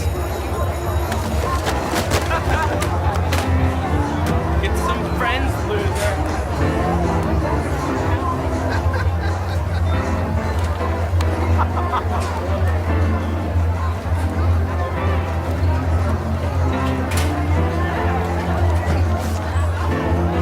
Bro, you alright, man? Yeah.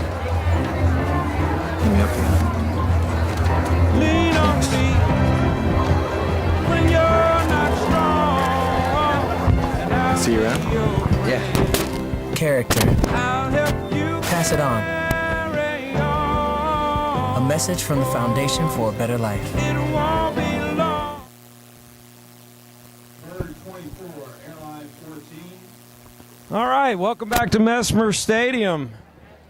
About to have the kickoff, start the third quarter.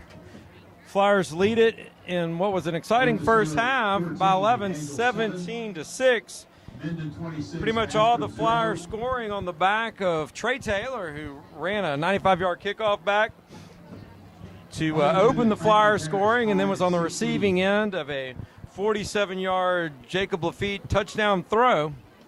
That accounted for both Flyer touchdowns in the first half. Lafitte was 8 for 35 on the ground. DeFatta was 2 for 15 on the ground, and Trace Wall was 3 for 11, combined 13 for 61. Lafitte was 4 for 5 through the air, 1 pick, 53 yards, and a touchdown. Trey Taylor caught all 4 receptions. Total offense for the first half, Loyola 18 plays for 114 yards, and North Webster 26 plays for 205. So North Webster winning the yardage battle, John, but not the score. And they try for a little bit of an onside kick right there, but Jude Gayton does a great job falling on that, so the Flyers are going to have it now to open the second half with pretty nice field position, 1st and 10 from their own 43. Nice heads-up play by Jude. I mean, he's having a really nice game so far. He's had some really nice tackles and interception, and now the onside kick recovery.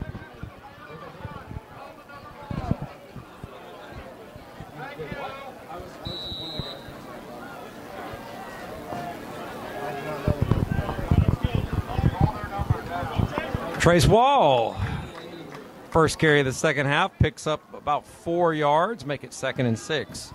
Again, I mean, that is a hard run right there for 4 yards, and Trace hit that hole like he is supposed to. The backside linebacker made a nice play on Trace, but that could have been broken if that had gotten a block on the backside linebacker. North Webster looks like they may have jumped right there. Offsides against North Webster. And that is the call. That'll make it 2nd and 1. So, John, I know it's early in the second half here, but this kind of feels like a big possession for the Flyers. If they can go down and put a touchdown on the board, that would be a fairly significant lead the way this game has gone so far. You're exactly right. To finish out the second quarter like they did and to come back in the third quarter would be really big. If he keeps that, he'll pick up the first down after a gain of 5. 1st and 10 Flyers now from the Knight 43. I tell you, number 44 Robinson for North Webster, he is a heck of a player. He has made 2 really nice plays and big hits as they've been trying to run inside.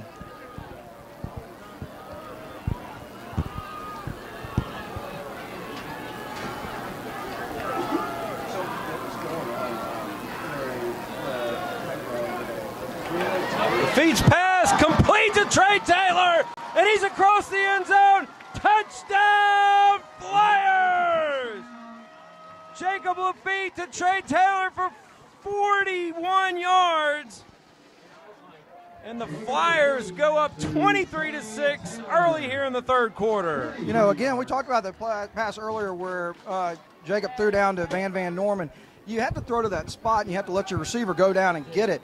And because that safety is coming, and that is a really nice throw, nice timing. Ball held up just a little bit on Jacob, but Trey was able to grab it. Really a nice play by both of them.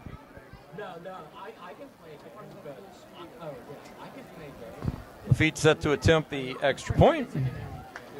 That kick is good. So Flyers strike quick. Lafitte to Taylor, 43 yards for the touchdown, and the Flyers now lead it 24-6. You know, we talked about this last week, David, when the Flyers got up on Bozier, that, you know, Bozier threw the ball, so it wasn't really going to change necessarily their game plan so much, but they were being effective with the Butler kid in the quarterback position running the football.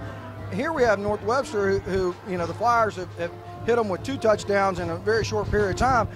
So it makes you wonder what North Webster's going to try to do. Are they going to stay with their game plan, which is, you know, conservative, kind of running the ball, that's been their bread and butter, or are they going to change things up to try to get themselves back in the game?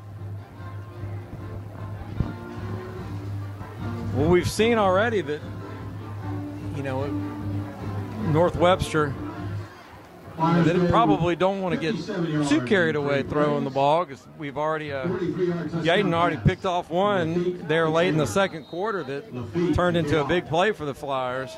And there's plenty of time in this game, and I would expect them to, at this point in the game, to do what they normally do and try to methodically move the ball down the field. And Lafitte puts another one through the end zone, and the Knights will have it 1st and 10 from the 20. Keep waiting for one of Jacob's kick for all 11 receiving players to not even take a step, because they got about 6 of them at this point. No doubter. The no doubter, and it's interesting. There's still about 5 that are taking a step like they're going to form a wedge, but you know, most of them are saying it's not worth the effort. So let's see if the Knights have a response.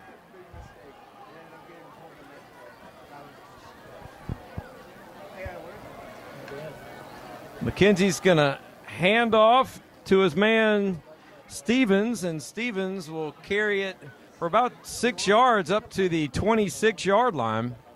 Make it 2nd down and 4. Stevens has run hard all night, John. He has, and that's again that little trap block inside, and he is a load inside there. He's really running hard, and they're getting good inside blocking and effective running the ball inside.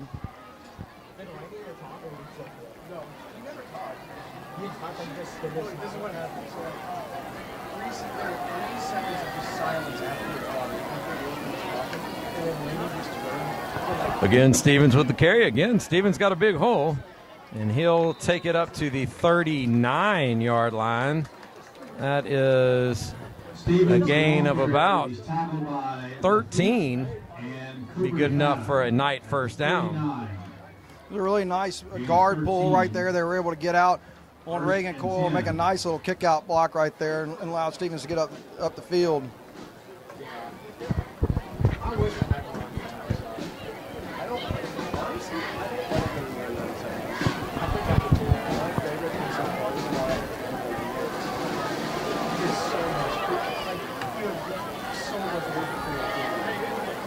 Stevens again on the carry, but the Flyers Stevens, the ball carrier. shut down the middle that time. Marshall Bryan was the first one there for Loyola. It's a gain of 4. Make it 2nd and 6. 2nd and 6 at the 43. And, you know, you really have to say a lot about the way Marshall Bryan has played that defensive end position here. He has stood his man up. He's stayed in his gap, and he's been there to help out every time the ball's run to his side.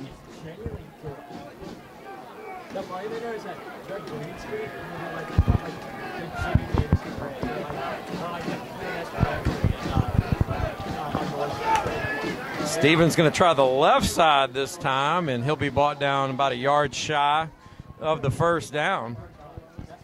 Right there, they shot Jude Dayton through the gap, and the guard was pulling out. So Jude was kind of behind him because of the run blitz. So it created that hole. After the 5-yard game, that'll bring up 3rd and 1.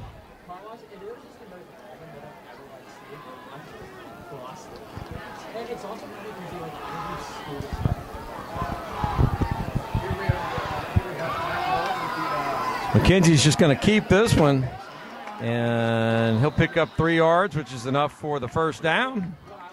Knights will have it 1st and 10 in Flyer territory, 1st and 10 from the Flyer 49. Yeah, it's really a nice job of the Flyers. You know, that little quarterback lead, you've got the blockers out in front of you, everybody's straight ahead blocking, so you've got to be able to get off your man and help out. They really did a nice job of limiting that just to be 3 yards.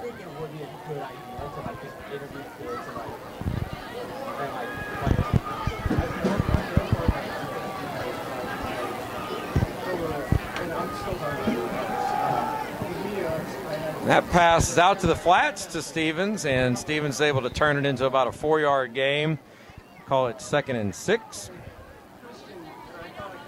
And right there again, it's somebody's read that, you know, one of the linebackers that got to be able to flow with that running back when he goes out there in the flats. Gain of 4, 2nd down 6 at the 45.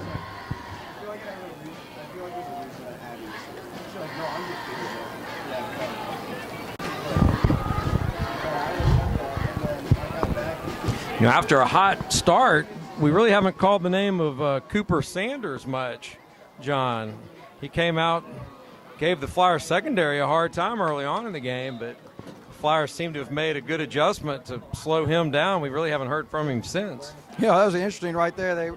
They ran the option there. They were looking to him right there, but what was interesting was they took Reagan Coyle and he took the pitch man, and so the cornerback had to take it up the field, which is unusual. I mean, you would think that Reagan would have the pitch man, but they may have changed their coverage on that. Really, the line did a good job of corralling the quarterback. 3rd and 4. Try to get the Flyers to jump, but the Flyers are able to hold their balance, stay on their side of the line. And Stevens is going to take that one, and he'll get down to the 38-yard line, and that'll be a 5-yard gain and good enough for a Knight first down. Cooper, DeFata, and Bryan were there on the stop for the Flyers.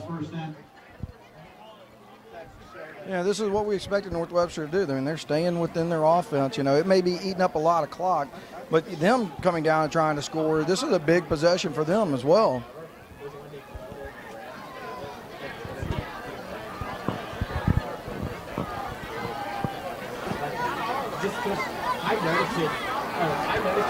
And McKenzie's going to look to throw. He evades one tackler, and he throws it downfield, incomplete. He wanted Seth Dahari, but Dahari could not come up with it. He gave him the proverbial jump ball, John, but wasn't able to come down with it. What an athlete Trey Taylor is. Yeah, Trey Taylor did a great job. You know, right there when Reagan Coyle misses the quarterback and the quarterback goes to scramble, he has got the entire right side, all that grass to run in. And Trey has to come up and support it at one point. So then he ends up, you know, being able to backtrack and actually break up that pass play. It's really an exceptional defensive job. So 2nd and 10. 5 minutes, 52 seconds left here in the third quarter. Flyers lead at 24-6. Stevens on the carry. Stevens breaks a couple of tackles, stays on his feet, and he's finally brought down at the Flyer 29. It's going to be a gain of 9 and set up 3rd and 1. You know, You can't say enough about the Stevens kid. He is really running hard, and he is carrying Flyers with him. The Flyers again, he is you got to tip your hat to him at some point because he is really a strong runner.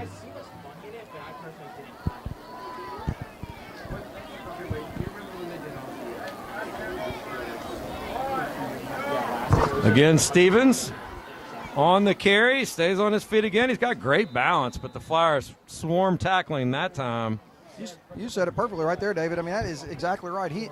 That balance right there, the strong safety, Van Norman, was in good position, but he made a little jump cut to the right, and Van was left in the dust. And again, that's one of the reasons why all the other Flyers, you have to be flowing to the football, because if you have a shifty running back like that, you may miss tackles, and others have to be able to be there to clean things up. That's right. So first down. 4:45 left here in the third quarter. Stevens going to go in motion this time. McKenzie's going to look downfield. He had a man wide open, and it looks like I don't know if he ran the wrong route, but Trey Taylor is the recipient of the gift. Picks him off in the end zone. Flyers get the turnover, and they'll have it 1st and 10 from their own 20. Right there, it looked like he motioned Stevens out of the backfield, and he basically had him in a slot running a seam, and it looked like that's who he was actually throwing the ball to. The outside receiver didn't really do anything, and so Trey was able to kind of play center field right there. And if you were going to run that play, you would really want to at least look at the outside receiver to make Trey actually come play it. That was really about the easiest interception anybody will ever have. When you can kind of see now that North Webster's been forced into throwing the ball a little bit. What we talked about early in the game is kind of coming to fruition here, that they're really not a passing team, and they're uncomfortable when they're put in that situation, which we kind of felt like was a good stylistic matchup for the Flyers from the get-go, and that's kind of proven itself out right now. So there's a flag on the play. Flyers picked up 10 yards on the play should it stand, but it does not look like it's going to. We're going to call a hold against Loyola. It's going to mark it back. Ball will be spotted. After the penalty, they're going to spot the ball all the way back. It'll be a 10-yard penalty back to the 9-yard on the 9-yard line. So it's 1st and 21 now. Flyers need the 30 for a first down. 4 minutes, 8 seconds left here in the third quarter.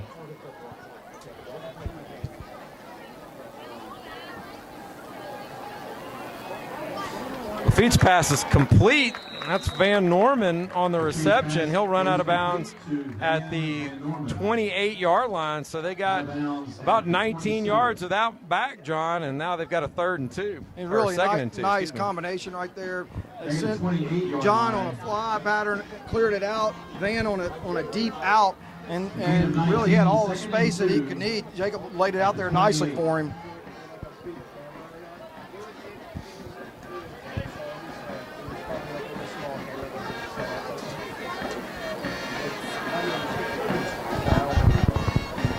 Lafitte's going to keep this one. He'll have a first down and some more. He'll finally be brought down at the 38-yard line. That's a gain of 10 and make it first down Flyers from the 38. And I really like that play call right there. I mean, you're 2nd and 3. You really do want to kind of keep the ball moving down the field and really kind of keep this North Webster defense on the field. Wall's going to take this one, and Wall's going to have another big gain up to the 48. It's another 10-yard carry and another Flyer first down. So the Flyer run game is starting to pick up some traction here, John. And again, did you see Trace kind of take off? Once he got around the corner, his acceleration he was running with power. That's the way you have to run. The safety made a really nice hit on him, but Trace was able to absorb and give basically what he got right there on the hit.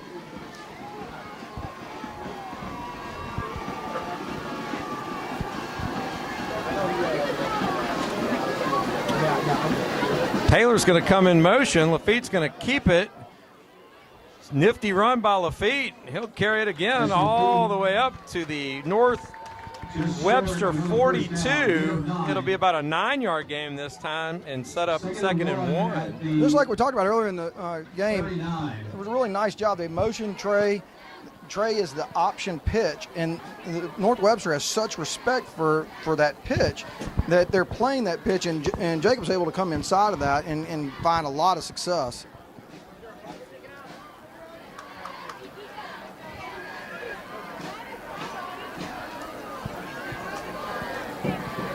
Bobbled on the handoff exchange there, and I think Wall was able to kind of corral that, and he was. So good job by Wall right there, able to get his hands back on that one and keep possession of the ball for the Flyers on what kind of feels almost like a game-deciding drive right here. If the Flyers were able to go out down here and put up any kind of points, it's just hard to envision North Webster's offense being able to put that many points up in one quarter, John. That's exactly right. This is kind of your break-your-will type drive because they were finding success going down the field. They kind of get deflated with the interception. You go down here and score, and it really takes a lot out of you. Feet those back across his body to Gayton, and Gayton's got a lot of room in front of him. Gayton finally knocked down at the 18-yard line.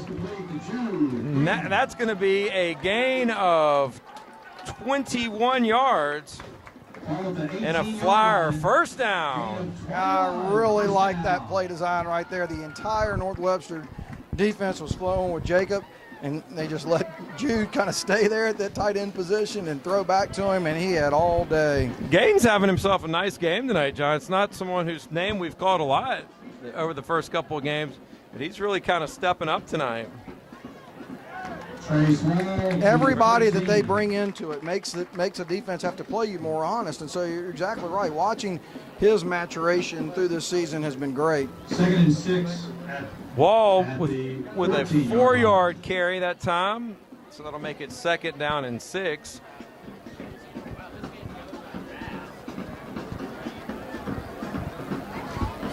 Just over 45 seconds left here in the third quarter. Flyers lead at 24-6.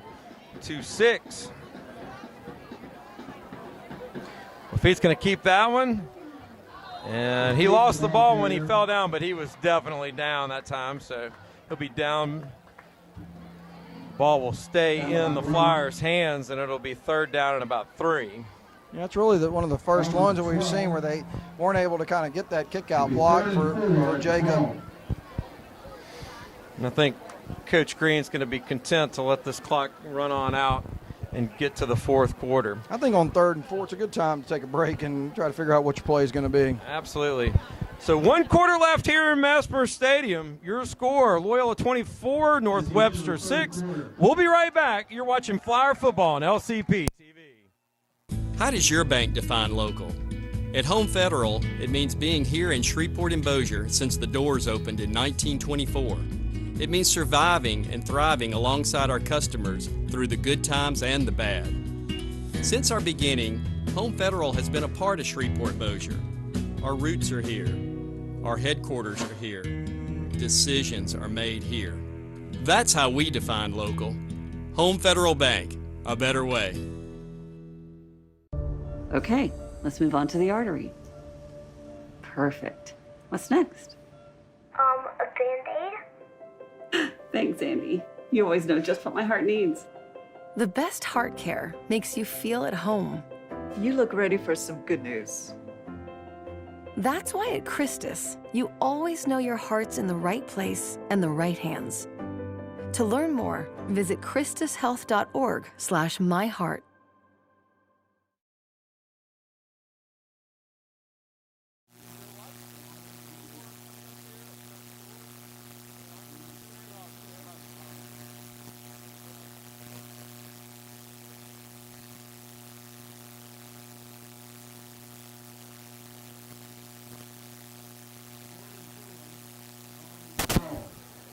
Welcome back. Start of the fourth. Flyers lead at 24-6 and looking for more right here. 3rd down and 4. Van Norman goes in motion. Pitch is going to go to Taylor. Oh, what a great play. Trey Taylor could moonwalk into the corner of the end zone. And with that, the Flyers are now going to have a 30-6 lead. Touchdown, Trey Taylor, on a 12-yard touchdown run. It's about as easy a touchdown run as you'll ever see, John. Well, you know, and it's a great play design. You know that Coach Seller's been keeping that one in his pocket all game, and it was perfect timing to do that. Really a well-conceived play and well executed. So Lafitte set to attempt the extra point. And the kick is good and into the second row of vehicles in the parking lot. So Lafitte showing off the big leg there on the extra point. I wonder if Jacob has to carry insurance for all the dents he's putting in people's cars out there. All right, so we're going to go to a quick sideline report from Stander Olson. Just short of another first. Trey Taylor continues to have an exceptional night for the Flyers. 3 total touchdowns, 2 coming by reception and 1 by kick return. He also just made a big stop in the form of an interception. That's all that's been happening right now, so we'll send it back up to you guys.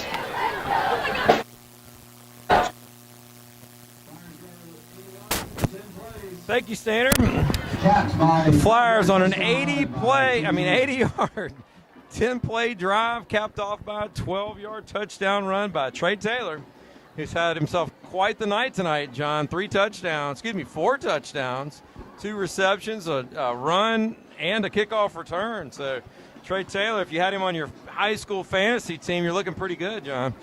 Not only that, but I don't think that any of the future teams that they play on the schedule are going to be looking to kick to him. You know, it's been something to watch. Lafitte kicks, and this one will go into the end zone. Touchback. You know, it'd be interesting. I know they don't keep those kind of stats on a national level, but I would hazard to guess that Lafitte, Jacob, would have to be up there, even on a national level, in terms of touchbacks on the kickoff. That's a pretty impressive leg for a high school kicker. Yeah, and you know, it's good that he does have some film that can be seen, because you know that's what's going to get him there, is showing you really have that kind of leg. So 1st and 10 from the 20 for the Knights. They trail it now 31-6, and that pass is incomplete. McKenzie wanted Robinson that time, make it 2nd and 10. Really a nice play right there. They're throwing him a little out right there, and you know, the ball just kind of sailed on him a little bit. After that possession, Lafitte's now 7 for 8 for 136 yards in the air and 12 for 61 on the ground. So a good night for Jacob so far.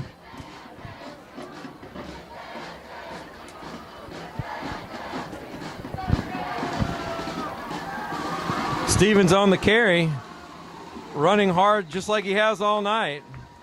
He'll get it up to the 27-yard line. That'll be a gain of 7. Like you said, David, I mean, he is still running hard. I mean, I really like watching the Stevens kid run. He has got a lot to offer.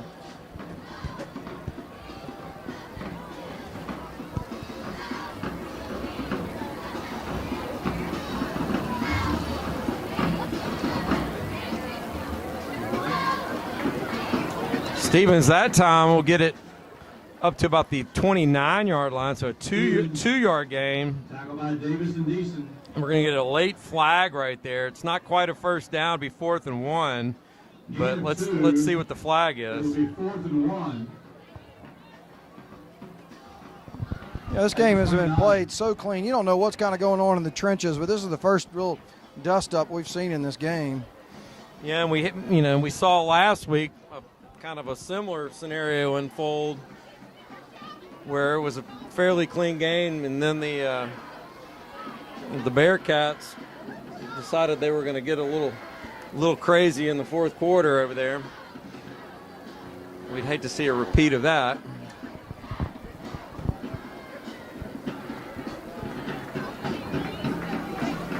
personal foul against. So the call is a personal foul against North Webster. So instead of a 4th and 1, now we're going to have a that should have been a dead ball, wasn't it?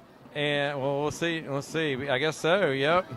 So it is going to be a 4th and 15 now. Now this is a really tough situation. You got 4th and 15. That's a really tough penalty there. I mean, you know, I know things may be getting away from you, but you got to understand the situation. That 1 yard is huge for North Webster. For them to have to go for this in a 4th and 16 situation is asking a lot. But that's exactly what they're going to do. They need the 30-yard line, do the Knights for a first. McKenzie's going to look to throw. He looks to Stevens. Is picked up by Van Norman. Van Norman across the end zone. Touchdown! Flyers! Van Norman for the 3rd pick of Colin McKenzie tonight. And Van Norman puts the Flyers up 37-6 with 10:43 left here in the football game. You know, Van did that earlier in the game where he was ready sitting on that little slant, and right there he was sitting on it again. Really a nice job.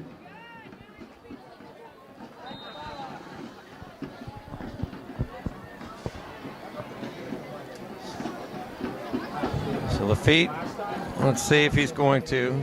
It's like the Flyers had one man that wasn't out there. Now we're all set. Still got 9 seconds, so plenty of time. Feet calls for it. Kick is good. So 10:43 left here in the football game. The Flyers now have a commanding 38-6 lead.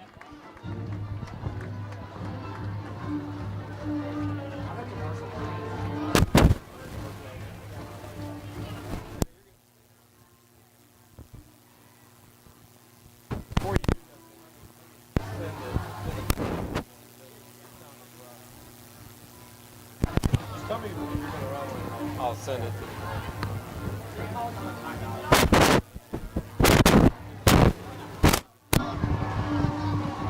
All right, 10:43 left here in the football game. Flyers up comfortably now, 38-6.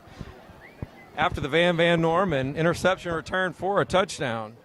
So the Flyers have found several inventive ways to score tonight, John, and look like they're going to finish up what you have to call their most complete football game of the year with a big victory tonight over the North Webster Knights. You've seen it on special teams, you've seen the offense, you've seen the defense, you're exactly right. And this is exactly what, you know, Coach Green and the rest of the coaching staff wants to see.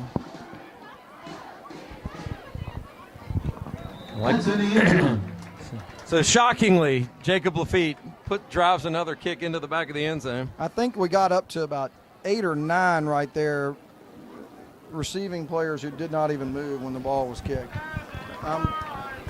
Really, I think that they can hear it on the sound off of Jacob's foot. You know, that ball is going to definitely make it to the end zone. North Webster with 256 yards of total offense, looking to add to that here.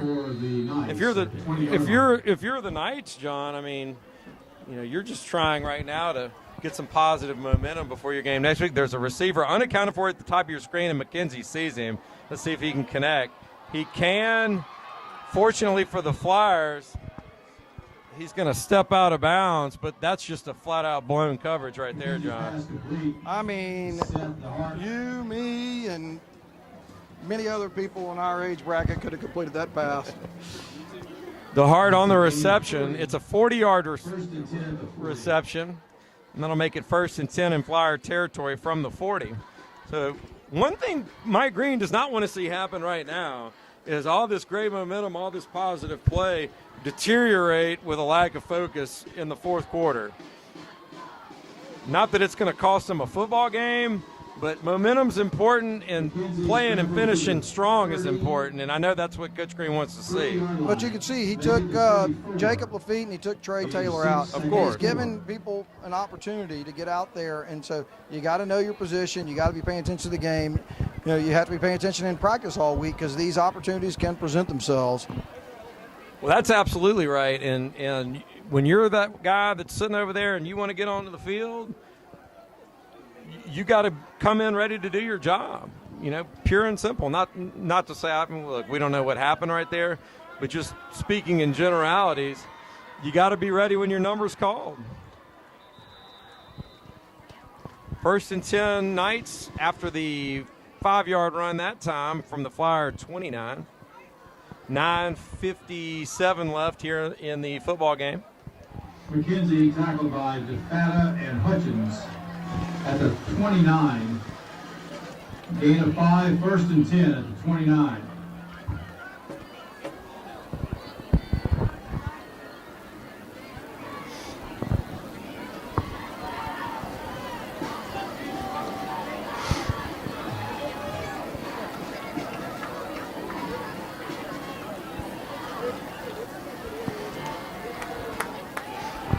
McKenzie's going to drive back to pass. He looks downfield, and that pass is it picked off? Yes, it was. Intercepted by the Flyers. Trying to make out that number, John. Grayson Hutchins. That's Grayson Hutchins on the interception. So for the 4th time tonight, the Flyers pick off Colin McKenzie. And the offense will come back out onto the field with 9:22 left here in the football game and a commanding 32-point lead, 38-6. Again, he was just kind of, sitting back there. It was just kind of playing center field again, and that ball, there wasn't a receiver around him. He was the only one that could make the play. So it'll be interesting to see who Coach Green decides to go with here to come back out. Looks like he's going to keep Lafitte on the field.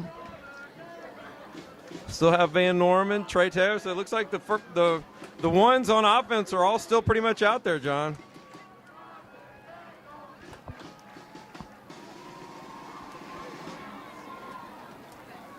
Ball's on the ground. Couldn't make out who that was with the carry.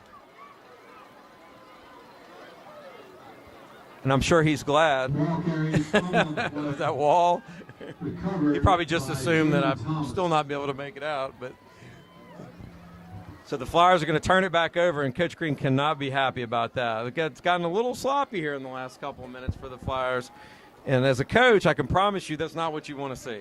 It's not, and it'll be interesting to see. He's given Jacob and Trey a little bit more rest here, trying to give some other players some time on defense. And so, again, see if they can step up and play.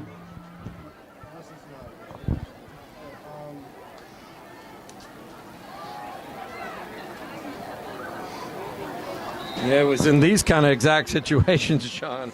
I think I gave more tongue lashings to my basketball teams in situations just like this than I did in close games. Because this is where you're really coaching up. You're trying to get hey, look, the game's decided. It's so easy to kind of lose your focus, to get distracted, to already kind of be going back to the locker room. Game's over. We've won. But it's not over. And you still got to finish, and you still got to execute. You can't let the moment get ahead of you. They're kids, and it's homecoming week, and That's right. There's lots of activities going on. There's a big crowd. It's one of those things that easily can get distracted. But you're right. There's no excuse for it. You've got to stay focused on the play at hand. Stevens carries. Andrew DeFatta. Not that I wouldn't be extremely happy and proud of him after the fact. Don't get me wrong. But in the moment, the game's not over.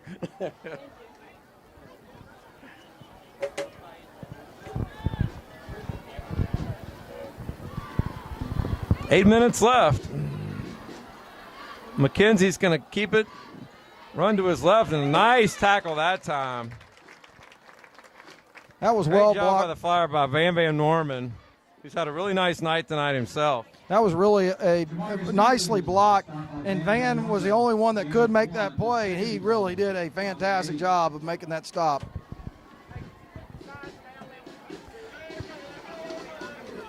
So 2nd down and goal from the 8. Clock runs, about 7.5 minutes left here in the football game.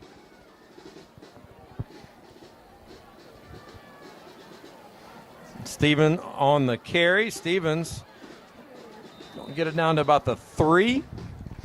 And that'll bring up 3rd and goal.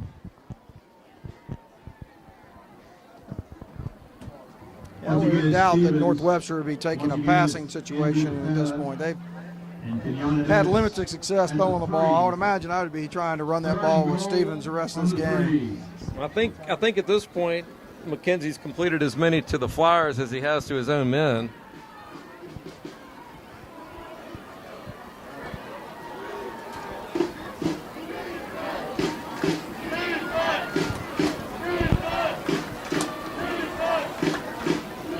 Stevens on the carry. Stevens will be brought down at the 1. Let's see. Yeah, official runs in and says he's short. He is definitely short. So that'll make it 4th and goal from just inside the 1-yard line. So Flyer defense has a little opportunity right here to make a point. See if they can hold him out of the end zone. I'm sure the Flyer coaching staff would love to see something like that. Yeah, Stevens really got tripped up and turned sideways, and he landed sideways. Otherwise, he would have scored. 4th and goal.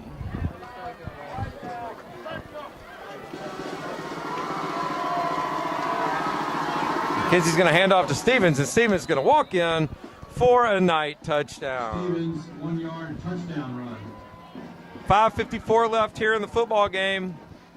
And North Webster closes the gap just a little bit, 38-12.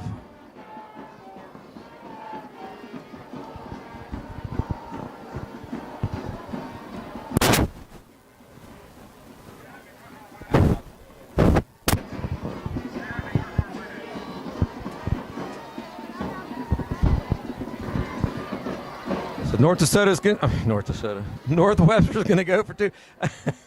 And they're going to get it as Stevens once again carries for the night 2-point conversion. That'll make it 38-14. John, I told you before the game that at some point I would say North DeSoto took to the 4th quarter, but I finally did it. Well, we're going to have an over and under on the rest of the way here on that. We do have a flag on the play. And it looks like that's going to go against the Knights. I think they call it illegal procedure. So hold off on that 2-point conversion. And back it up a little bit. We'll see what the Knights decide to do from here.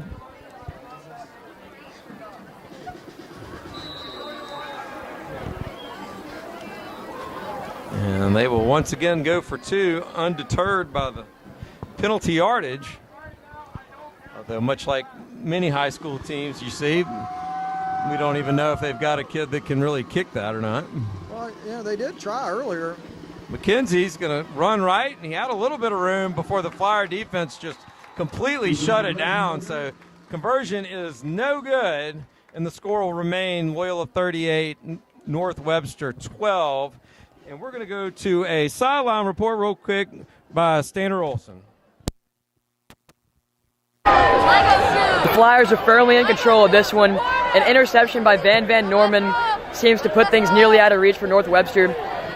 We'll bring it back down here if anything else, or if anything stirs up. But until then, back to you guys.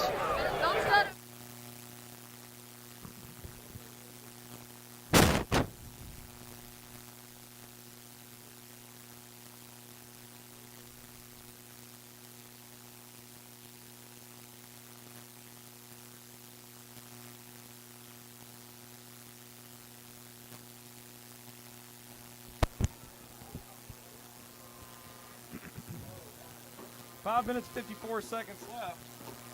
Let's see if the Knights take this opportunity to work on their onside kick, which looks like that's exactly what they're going to do here.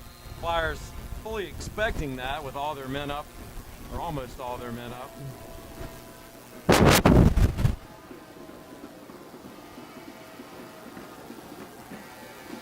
And the Flyers able to fall on that one. Good job by the specials there for the Flyers.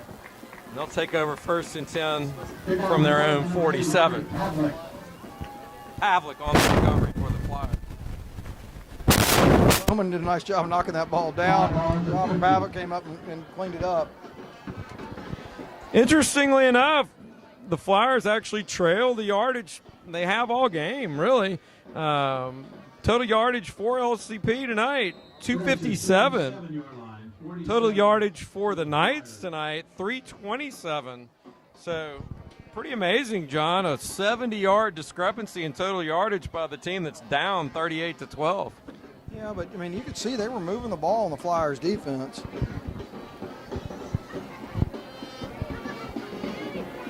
They were, and, you know, the Flyers have come up with a special team score, come up with a defensive touchdown, so obviously all those points are not responsibility of the offense. And a short field from another interception. So 2 yards on that carry, make it 2nd and 8.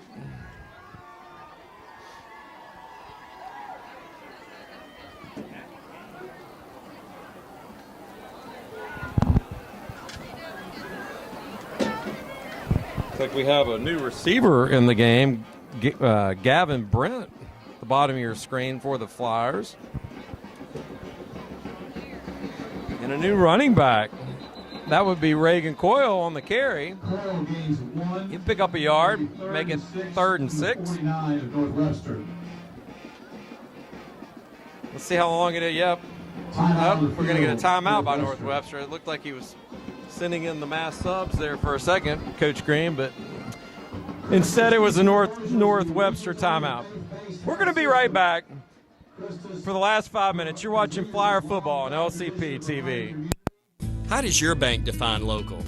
At Home Federal, it means being here in Shreveport and Bossier since the doors opened in 1924. It means surviving and thriving alongside our customers through the good times and the bad.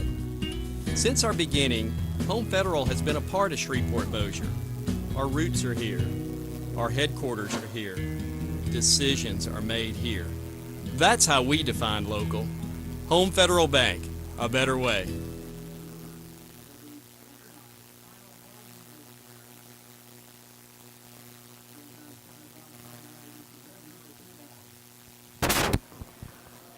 Welcome back to Mesmer. Just under 5 minutes left here in the football game. Flyers lead it comfortably 38-12. Going to get an opportunity here to see some Flyers we haven't seen a whole lot this year, John.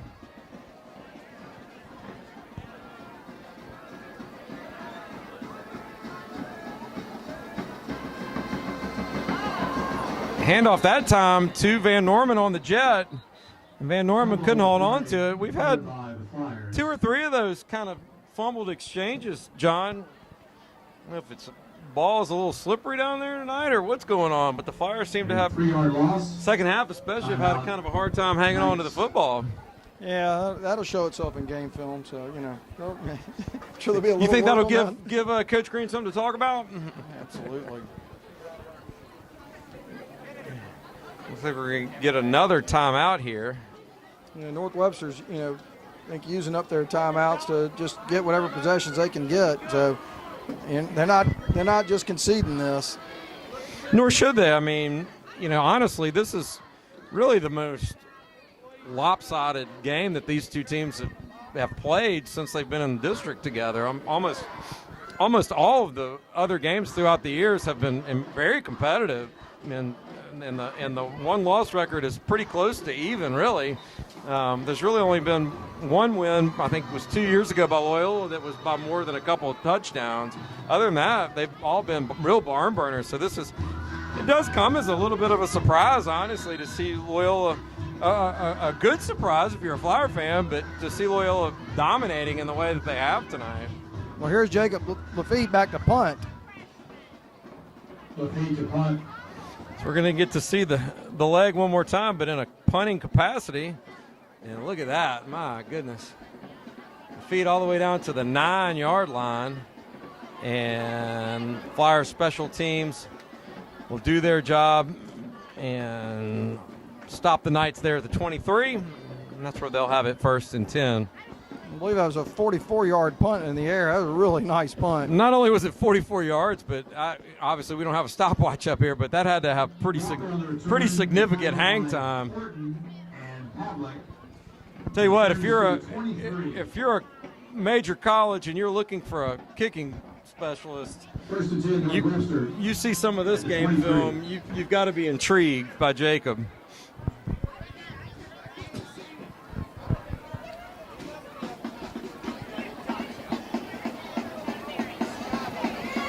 This time McKenzie's going to keep it. He's got a lot of room around the left edge, and he'll get forced out at the 45-yard line. And that's a gain of 21. Lorette finally pushed him out, but not before a big game for the Knights.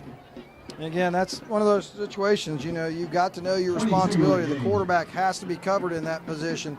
And once you read that it is a run, you've got to be able to get off your receivers as a corner and get there. Ball to 45. 4.5 minutes left to go. Flyers lead at 38-12.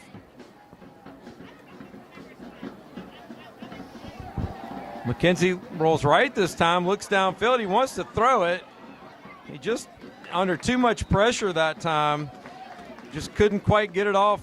And there was great coverage by the Flyer secondary down the field to boot. Mackenzie's pass incomplete. Yeah, the Flyers played that really well all the way across. They had good coverage on the backside, and again, he was running. You think you take the opportunity to try to run upfield, but the Flyers kind of corralled him. Really nice work.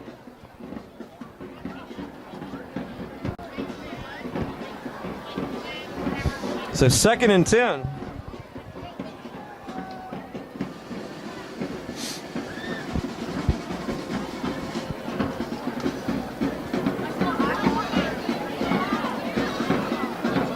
McKenzie looks downfield and passes nearly intercepted for the 5th time tonight. That looked like Grayson Hutchins, who almost came down with yet another interception for the Flyer defense. Yeah, again, Grayson was in the best position to actually catch that ball, but the quarterback was really under heavy duress. They had Andrew DeFatta coming on one side and Marshall Bryan coming on the other side, and he had to get rid of that ball quick.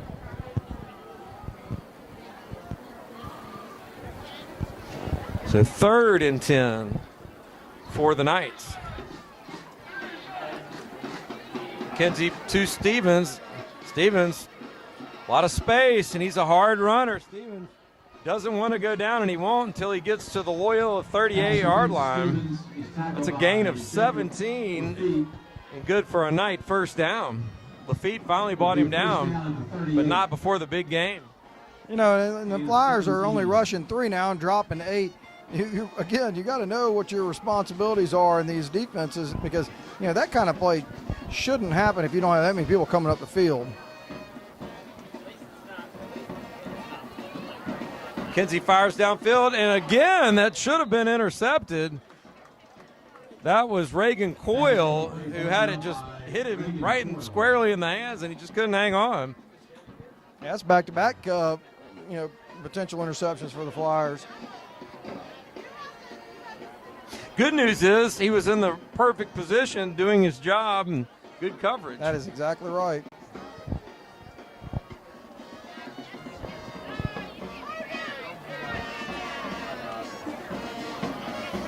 McKenzie's going to keep this one, look downfield, and that one is complete.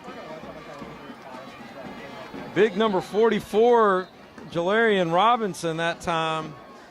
And Robinson stays on his feet until a number of Flyers finally contribute to bringing him down over there. Yeah, Robinson has really played a nice game. He's playing linebacker, and he's playing a tight end position. And he has really had some nice plays, and that took a gang tackle to bring him down. So after the 7-yard gain, it'll be 3rd and 3. Clock dips under 3 minutes, 2:57 left here in the football game. And we are going to go for a quick sideline report from Stander Olson. Well, the Flyers looking to run the clock out now as victory is in sight. A spectacular offensive performance, especially from Trey Taylor. 4 total touchdowns, a monstrous game from him. The defense has been solid, only 12 points allowed, and we'll send it back up to you guys. David Winkler and John Carney. Sideline reporter is media art student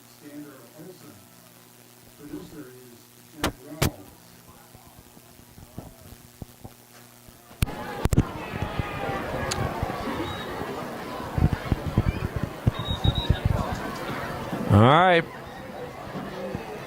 Just a little more than, just a little less than 3 minutes left here in the football game. Knights have it 3rd and 3 inside Loyola territory. Just trying to make this one a little more respectable from their perspective. Again, John, it sure did look like Sanders was moving forward in his motion that time. And it seems like every time they've run that same play, that motion man is running at an angle up to the end of the line of scrimmage. That should be an illegal motion penalty every single time. It is, and you know they're trying to get that crackback block, but you got to time it perfectly too.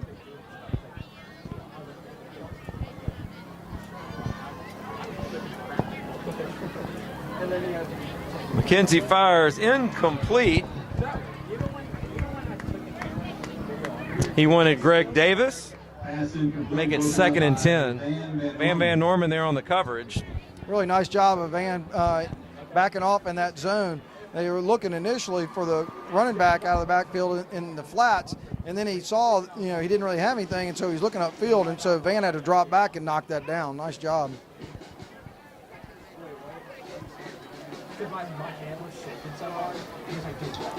2nd and 10.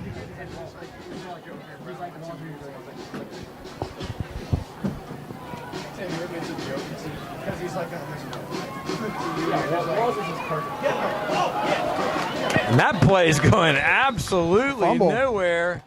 Looks like that was Kenyatta Davis that time, who just came in and absolutely pancaked Stevens. Stevens, who's run really hard all night tonight. Yeah, that was the easiest fumble. To go that time. That was one of the easiest fumble recoveries you're ever going to have, too. I mean, you're exactly right. Kenyatta just stopped him cold and dropped the ball, and Cooper DeFatta make an easy fumble recovery. I think that's going to kind of serve as an exclamation point on this one, John. With 2:21 left here in the football game, I imagine the Flyers will be content to just kind of run the clock out. 1st and 10 Flyers at the 27. You know, but the Flyers have been helped a lot by the turnovers. This game, you said it well, that North Webster's moved the ball down the field. Loyola's yards, are kind of dwarfed by the fact that they ended up having, a kickoff return, and they've had interceptions that have gone for touchdowns. But that being said, these teams are this is a good North Webster team. They easily could have, not had turnovers in this game, and this game would be a lot closer than it is.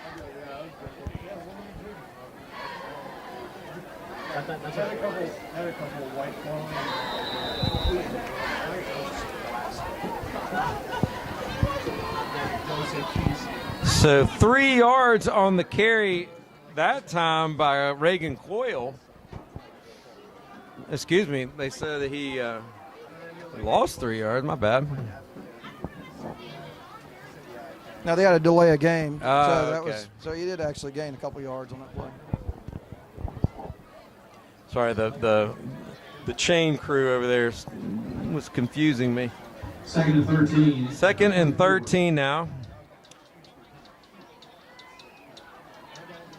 Again, Coyle on the carry, and he's going to go absolutely nowhere. Now that one backed him up a few. Yeah. Coyle again, the ball carrier. The clock does continue to move. 1:25 left here in the football game. The outcome is a foregone conclusion, but the Flyers don't pick up 14 yards on this play. They may have to punt it back at least briefly. 3rd and 15 and 22. Yeah, I mean, right now, if you let the clock run down, you're going to be somewhere around 50 seconds when you have the play. And it looked like that time number 58 for the Knights. That's Mason Jackson pulled the old sniper maneuver.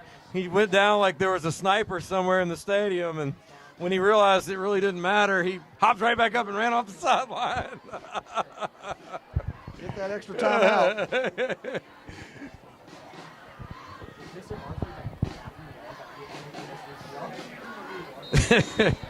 So a minute left, clock stops. There it started again. And they restarted it. They don't need to be in any hurry to. Yeah. He could take that clock all the way down to 30 seconds. That should do the matter game. of fact, exactly right. That should be it. They can just between third kneel and fourth on down. the next one. Yep, and third and fourth down. That should do it. So the sniper extra timeout didn't exactly work out. Didn't really work there. I don't know why we're going to be hiking it before. Well, it's okay. He's just going to get okay. it inside. 25 seconds. Yeah, will be okay. there you go. That's exactly right. And going to get one more carry there for Reagan Coyle. And Reagan's going to get a couple of those yards back on the old stat sheet. So he won't have to eat the negative, the minus sign on the carry there. And that's going to be the end of the football game. Your final score here from Messmer Stadium, Loyola 38, North Webster 12. John and I will be right back to wrap it up. You've been watching Flyer football on LCP TV. How does your bank define local? At Home Federal, it means being here in Shreveport and Bossier since the doors opened in 1924. It means surviving and thriving alongside our customers through the good times and the bad. Since our beginning, Home Federal has been a part of Shreveport-Bossier. Our roots are here. Our headquarters are here. Decisions are made here. That's how we define local. Home Federal Bank, a better way. Okay, let's move on to the artery. Perfect. What's next? A Band-Aid? Thanks, Andy. You always know just what my heart needs. The best heart care makes you feel at home. You look ready for some good news. That's why at Christus, you always know your heart's in the right place and the right hands. To learn more, visit christushealth.org/myheart.